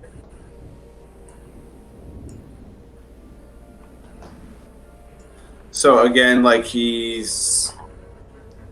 there's like obstructions and things to. Yeah, if Like a Long charge. wasn't a giant allosaur, you would be able to have a straight line at him, but Okay. Being a raged barbarian, I would think you could just smash through some pews. Yeah. yeah, I mean, it's D&D, you know. Tell me what you want to try and do, and we'll see how it Yeah. Yeah, I mean, I want to like I want to try like a charge, goes. Okay. you know, dash, but and it's like basically like what I would do is, so you see like the pew in between me, I would like run up and like basically like long jump off the pew and just like try to like spear him. Basically, Okay, so Superman dive. give me Yeah. give me 2 athletic strength rolls, so your athletic modifier. All right, strength athletics. Yep. All right.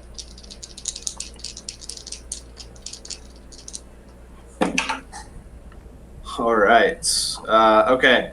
So 26 and 21. All right, so you jump onto this pew, and you start to run, As you do that, you're able to leap the distance of these pews, almost as if you were in stride.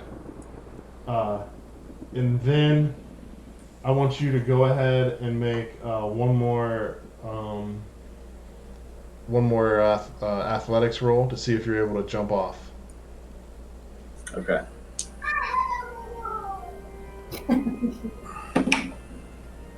Oof. Okay. Yeah, that one was a 13. All right, so you're able to, as you do it, you just run. You're able to dash. You're trying to charge and hit him, and right as you take that last step, the pew, dilapidated state that they're in, buckles underneath you, and you fall directly in front of him. And that's your dash. Is he Okay. prone? No, he's not prone. But the pew buckling under his massive weight, couldn't withstand it. Wasn't able to make the last leap off to charge and blast him. So you just remained similar to where you were last turn. All right. All right. Then we go to Lon, having seen Skrull in gallant effort and incredible athleticism just barely fail at his signature charge attack. We turn to the Allosaur. Okay, so John, on the battle map that you have on Twitch, I can't see where. Did I get skipped there? Oh, sorry, Victor. Yes, sorry, you did. Sorry, Lon. No No. worries. No. As Lon was preparing to do whatever he wanted to do, a wisp of purple smoke rose up from his feet, as well as Jane, Skrull's, and Vlad's feet. And they are all now blessed. Okay. That's an extra what? D6? D4. D4. That's an extra D4. Okay. So let's see, that's Lon, Jane, Skrull, and Vlad. So that's a What are you doing? second Noise. cast. Are you eating? Good work. Good work. So that's my action, second level. You can do this. And then as a bonus action, I can't really do anything. So I'm going to move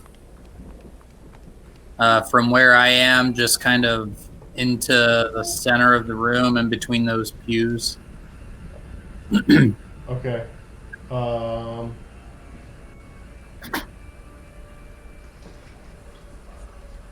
So you're able to. What's your movement speed? 20. 20. Okay. So since you're still within the radius of that ice storm, or that hailstorm, or you're still within difficult terrain. You're not able to get out of it. Okay. And so you still have one more turn if you're trying to exit that. Yeah. I'll draw. Alrighty. Real quick. And Dr. Shorehands is now deceased permanently. Oh, Dr. Shohan gone. She gone. Yeah, We'll get that it. ice storm really did her in. Oh shoot! All right. What, All right. what Now we dead go to can Lon. never die, though. What's that? I said, what is dead can never die, though. So True that. we can bring it back. Oh, we It's can the bring her. Ironborn? That's what I was trying to think of, man. It's like, All right, so John, you said it is Lon's turn. It is now Lon's turn. Yes. Okay. Once again, I'm going to roar in Allosaurus, just this ferocious. Allosaurus fashion. Yep, and I'm going to charge towards this. I have 60 feet of movement, so I assume I can get to it, You right? get to him. Yeah. Okay, and I'm going to make another. Hold on, let me pull it up. I'm going to make another claw attack at this creature. Okay. And there now is Skrull is next to it, correct? or no? Yes. Okay, so is that going to give me advantage on this roll? Like, are we flanking? Yeah, you can go ahead and roll with advantage. Okay. Get that D4 too. Okay. So a 15 plus a, what is the claw attack? Plus a 6 plus the D4. Oh, that's a 2. So 6. So yeah, I'm assuming that's going to hit. It's a 22. Yep. Okay. So when I charge at this creature with my Allosaurus-like moves, I'm going to do a, let's see here. Hold up. I got to look. Let me pull it up. Okay, yeah. All right. So it's going to do 8 plus 4. So that's going to be 12 points of damage. And then it needs to succeed on a DC strength saving throw or be knocked prone. And the DC is 13. Okay.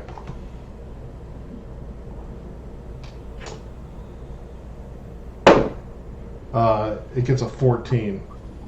Ah, damn it. And how much damage did he take? I rolled it. It was 12 points of damage from the claw attack, yeah. All right. So this And time then you find it home and slash into him. He's able to resist your the strength of your attack, though, and stay standing. That's unfortunate. Yep. So I'm gonna chill. I'm still sitting good at HP. So yeah, I guess that's my turn. Okay. All right. Yeah.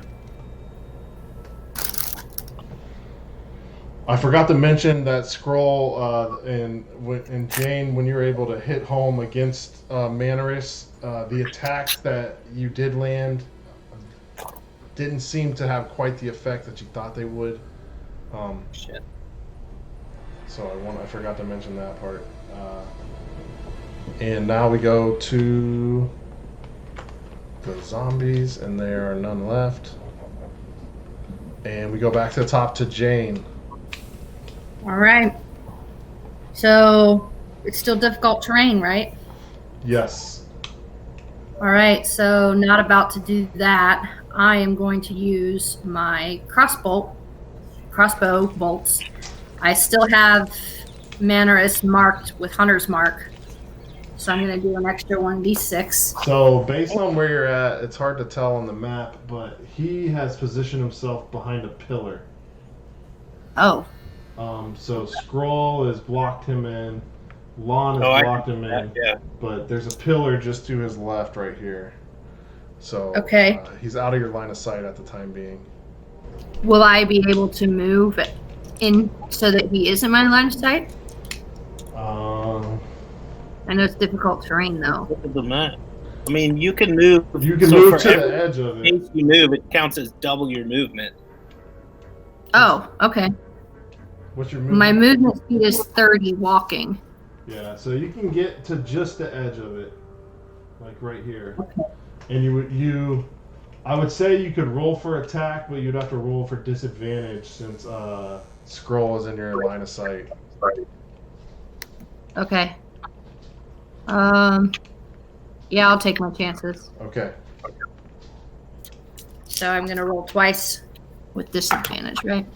Oh man, that was a nat 20 and a natural 1. Oh no! Son of a bitch. She's little bamboodle. Alright, so I feel like with the nat 1, it's gonna hit me. You know what I mean? Like, Wait, no, you get the +4, don't you? Don't you get the Right. you're saved by the bless. Yes! So with this bless, I managed to better this debacle up to a 2. Yes. Could have been so much worse. So with the bless, you manage to not deal damage to Scroll, although it tinks off the back of his helm. Sorry, Scroll. I'm sorry. And then you have he's like, oh, you have, we're on the same team. Did you? You still have one more sorry. attack, right? I do. Yes. All right. She has advantage as well, right? Because we're all surrounding this thing. No. Oh no, sorry. So I'm still gonna get disadvantage with Sorry, this one too, right? Yeah, but you get disadvantage again. All right. So Jane's gonna, after seeing that she almost hits or did hit Skull in the head, she's like, whoa, and readjusts her footing, takes a little bit better aim this time, and we're gonna shoot a second one. Not much better, but I'm probably not gonna shoot Skull. We're looking at a 12. Yeah, again, the 12. The bolt. This time you're worried about hitting Skrull, and the bolt flies just above his head, bouncing and slamming into the wall, but not contacting Manarus. And then before my turn's over, I'm gonna shout, "Damn it, Skrull, move your ass!"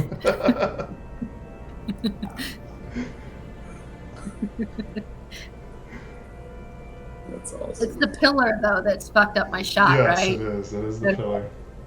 Yeah, I'm not gonna admit to that. I'm gonna blame it on Skrull. He's probably gonna squeeze his slippery ass right out through there somehow. Like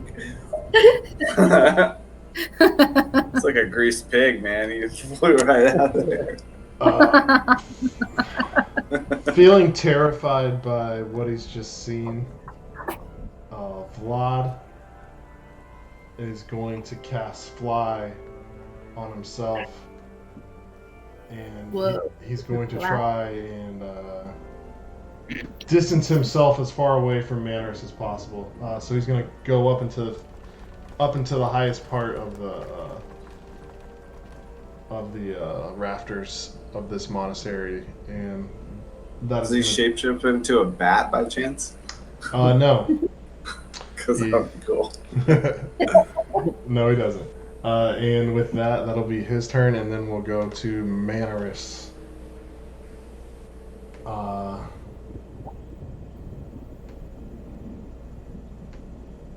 Manarus is going to cast... Who just casted Fly? Vlad. Okay.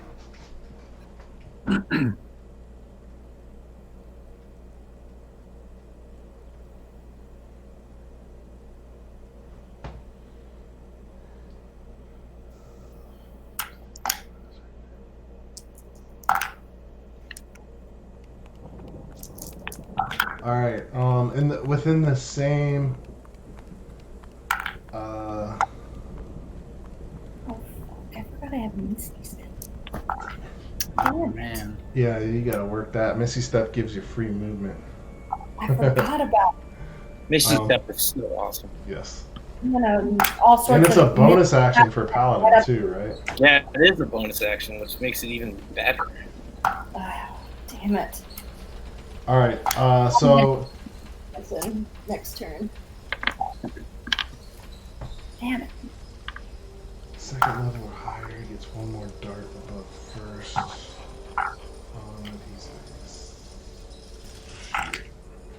Oh, you're getting pretty tired. Yeah, we're gonna be done here in a sec. No, not me, Robin. Oh, that's getting a little late though, so we'll all be good. All right. Seeing you all still struggling to get out of this, out of the radius of this ice, as you struggle to find your footing, slipping, he looks at you, and seeing it. Let me see if Vlad can do this. Makes you far away. Okay. Seeing you struggling, you just see him saying an incantation, his eyes turning black, and around you, it's almost the fog that you see from the outside as you are falling asleep creeps in, but this fog has a more sinister vibe to it, and it surrounds the three of you, sans Vlad, so just Jane and Victor. And I need you to make Constitution. Oh shit! No, it doesn't. Vlad is in it too. I need all of you. So all of you will need to make Constitution saving throws. All right. Is there anybody within 10 feet of me?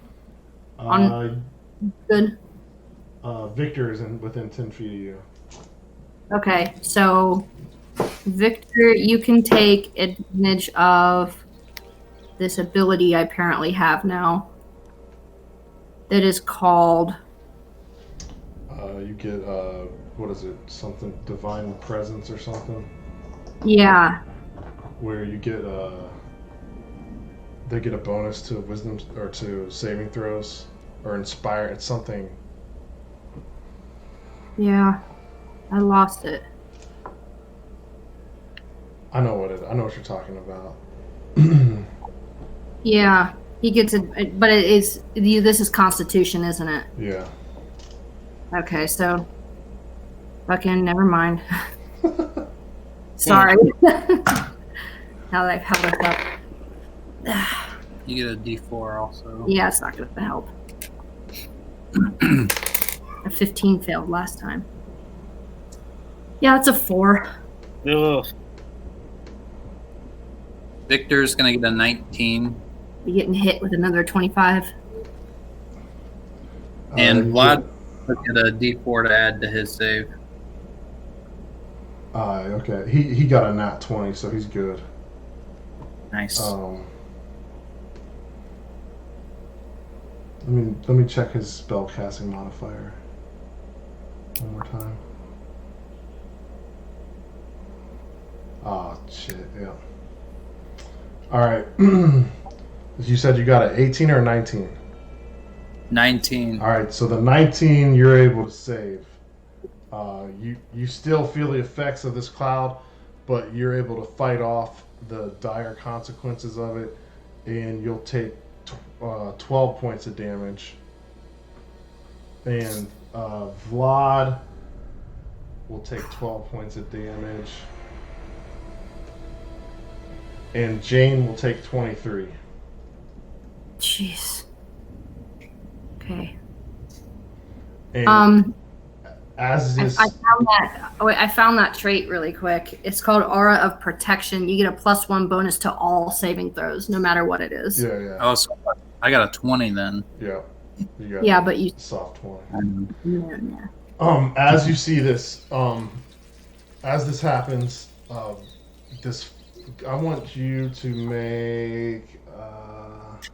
I want Jane and Victor to make perception rolls real quick.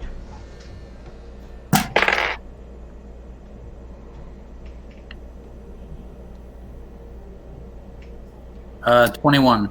17. Okay, so both of you, even though you're under the effects, as you start to cough and choke as this cloud starts to creep in, and you feel poisoned from it.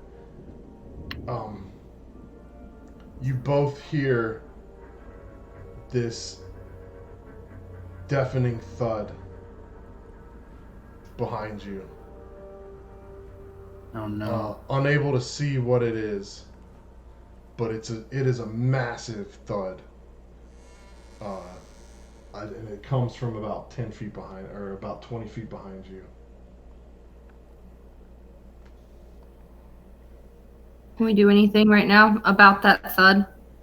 No, you'll have to wait until one of your turns come up. Okay. And then as his legendary actions, he's gonna look at Skrull, and he says, "Again, half-orc, succumb to the Dark Lady and join us.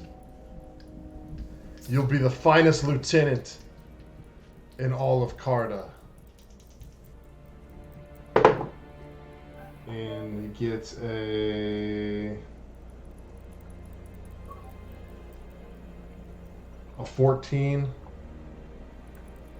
and the other one's gonna hit. The other one is a 26. Okay, yeah, the 14 misses. All right, so the 14, the bone staff rattling again, clanks off the top of your helmet, and he's able to recoil, smack you right between the eyes, and you're gonna take another You're gonna take another 7 bludgeoning damage. You don't have to adjust it. Where'd my other d6 go?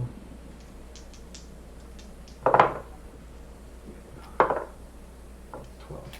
And you're gonna take 12 necrotic damage. So that's 19 total. Okay. And he's gonna try and escape out of this again. I'll have him make a dexterity save or a check. See if he can move out of this corner. And he gets a nat 20. So he slides just as Lon would reach and slash for him. He slides underneath this claw and he moves back.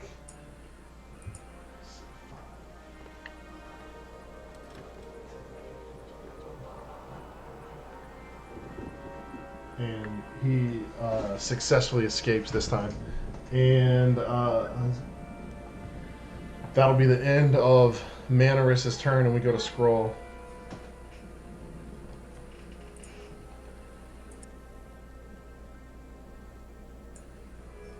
All right, so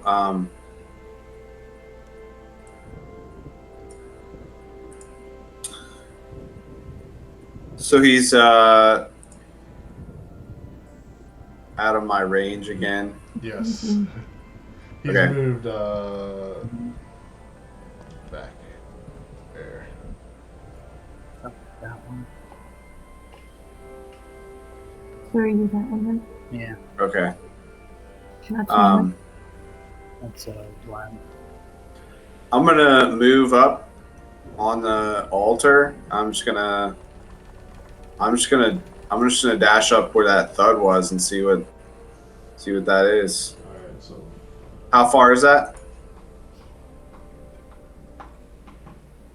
you're able to get over there.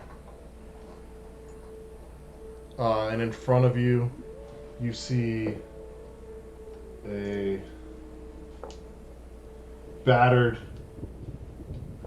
and at this point unconscious Vlad.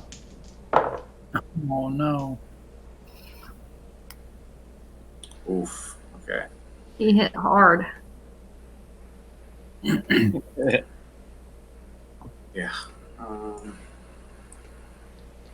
Since he fell from such a large distance, he's gonna get one automatic fail on his death save.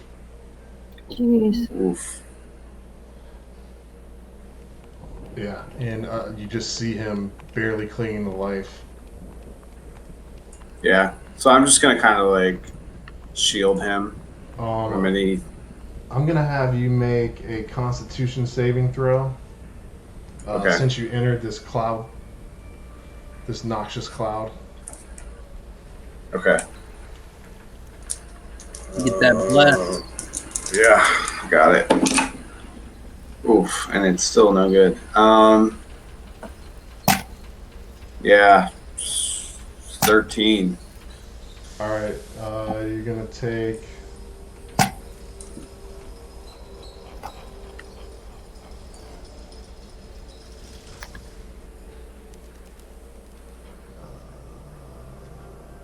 Shit. Okay.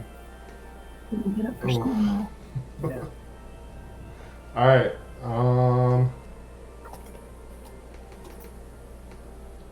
You run into this choking cloud, and oh my gosh, just breathing it in. This poison envelops you, and you take 26 points of poison damage. Okay. So let me hang on.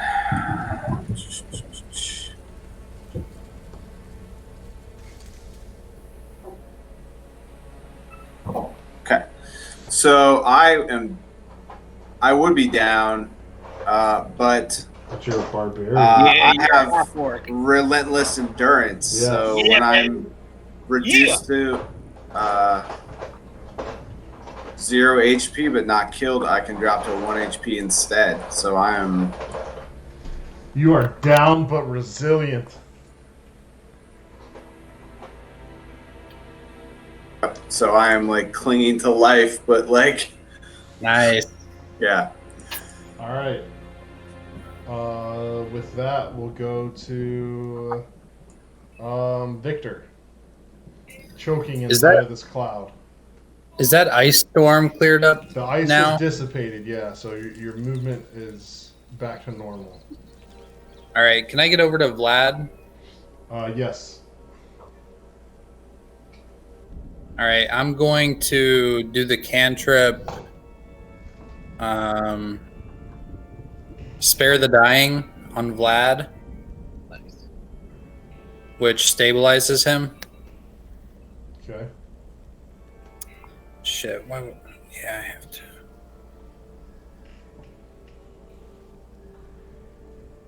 Hang on a sec. Yep.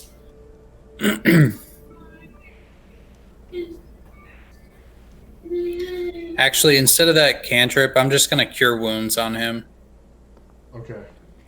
which heals instead. Okay. That's going to give him 13 healing. All right. And then as a bonus action... Oh, that was a spell. I don't think I can do anything.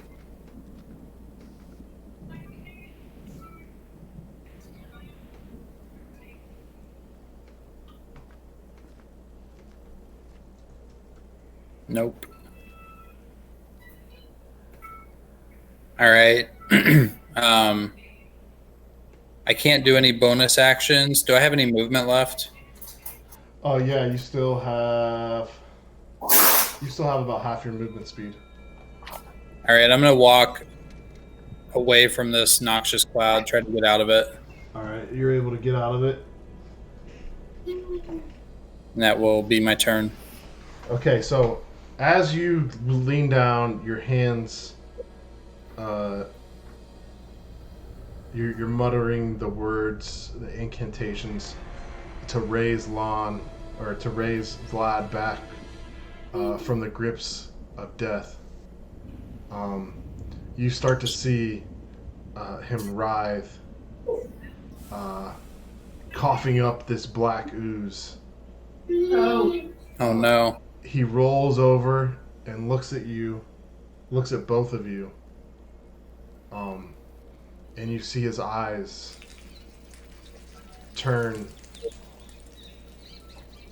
bloodshot, and then they go red, and his nose starts to point up, his ears start to grow, writhing in agony. He stands up, and you see a burst of wings rise out of his back. What? Staring at you, he says, "I can't control it. Oh, no. Run!"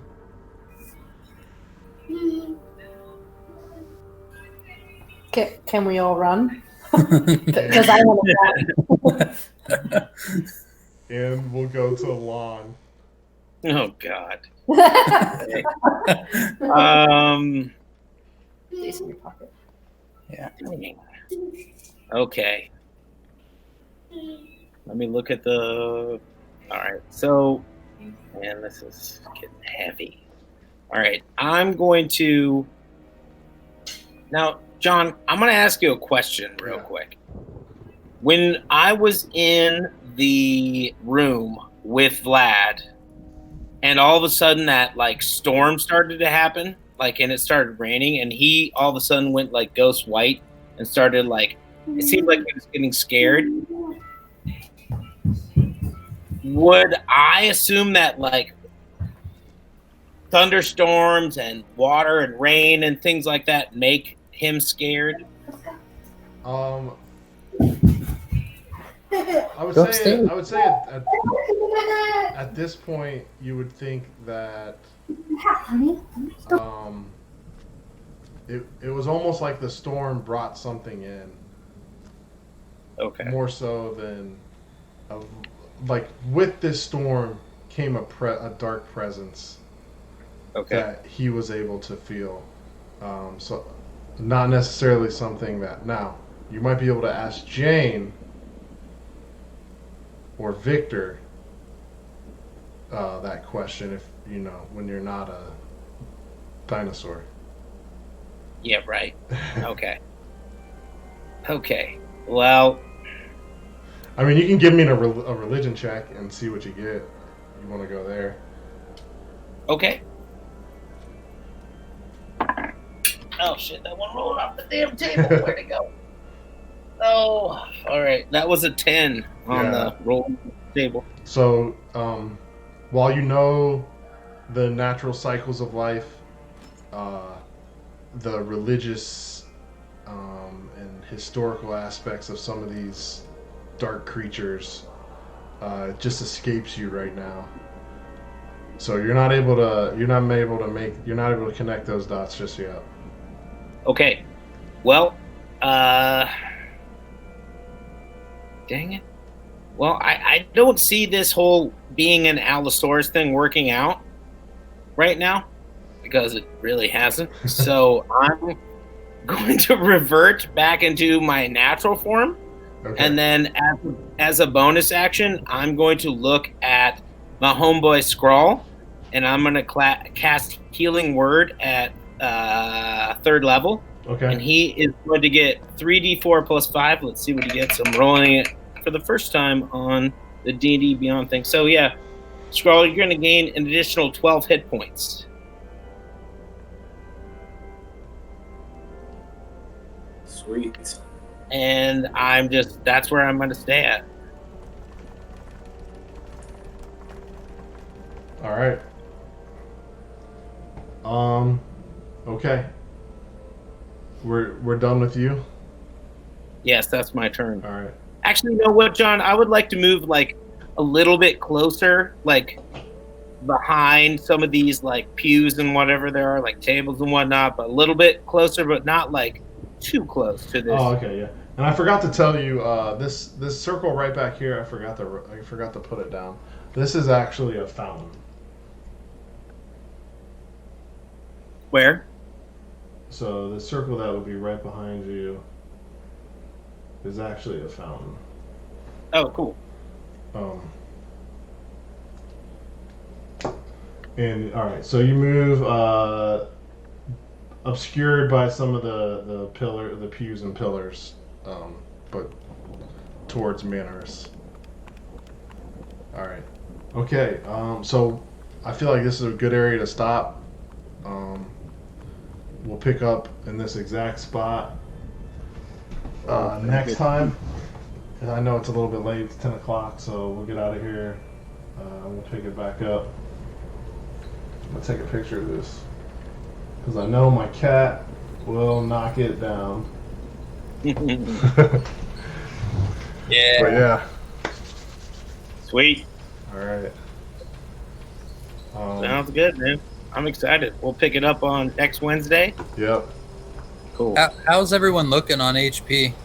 I am still full HP as Lon, and yeah, I'm good to go. Nice. Beat to hell. Barbarian. And frustrated extremely. You got an extra 12 from me. I mean, I hope that helps. I don't know. Perhaps the most frustrating sequence I've ever encountered. Yeah, it's Yeah, a pain in the ass. I like getting Bless off really early, but I couldn't get it off very early because I had to do other spells. Ugh.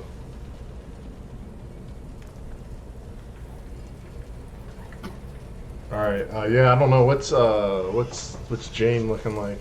I feel like she might be kind of low. Yeah, Jane's hurting. Yeah, she's got, on a scale of 1 to 53, she's about a 5. Oh, shit. That's not good. All right. Well, we'll go ahead and get on out of here. Get everybody Are we pausing? off to bed. leave this session. I can healing word your ass Jane next. Like I can give you healing word or do like some other stuff, but that's about it. Like my sole function is turning into giant animals and fucking people up. So I can do that before I bonus action into a giant animal again. But Well, am I allowed to lay on hands myself? You are. hell yeah, Lay hands on myself. Nice. All right, I'll do that's that. called going into the bushes and hoping nobody watches. Justin, do you have any concentration spells? I do. I think when you wild shape, if you cast a spell, you can keep it concentrated while you're wild shaped. Oh yeah, I can. I still have to make the saving throw, but I think I have advantage on those concentration spells. Nice. Alright, I'm just writing down new Vlad. But Hell no. Yeah, right. Like, I mean, for the time being, you see, like, they're still, he's still in there. How long that'll last, we don't know. But he still is able to recognize you all as friends and Manarus as the enemy. For now. For now. right. All right, well, we're good to go. Hopefully you guys had fun. Oh yeah, that was great, man.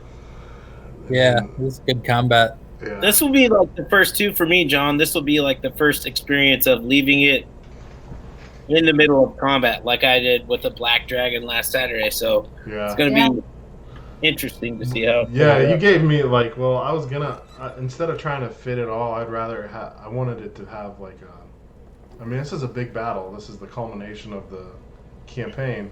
So right. I didn't want to just rush through the battle. So, and I definitely wanted Vlad to transform. So. I know you did. Awesome. Yeah, I like this pause in the battle midway through when we run out of time so that it doesn't feel like super rushed. Yeah. Right? Yeah, because it takes away from it when it's rushed. You're like, let's just get it over with. I got things. Yeah. Right. Yeah. I agree. Yeah. Well, awesome. I still got some spells to cast. Hell yeah. I mean, all right, guys. You got a very, very powerful bat-like creature on your side for now. So. Bat-like creature, huh? Yeah. That's a good combo. Yeah, something like that. All right. See you later, folks. Thanks for playing. I'll see you Saturday. Thanks, Yeah, John. see you guys Saturday. See ya. Everybody have a good night. Yep. Good night. Bye. Peace. Yeah.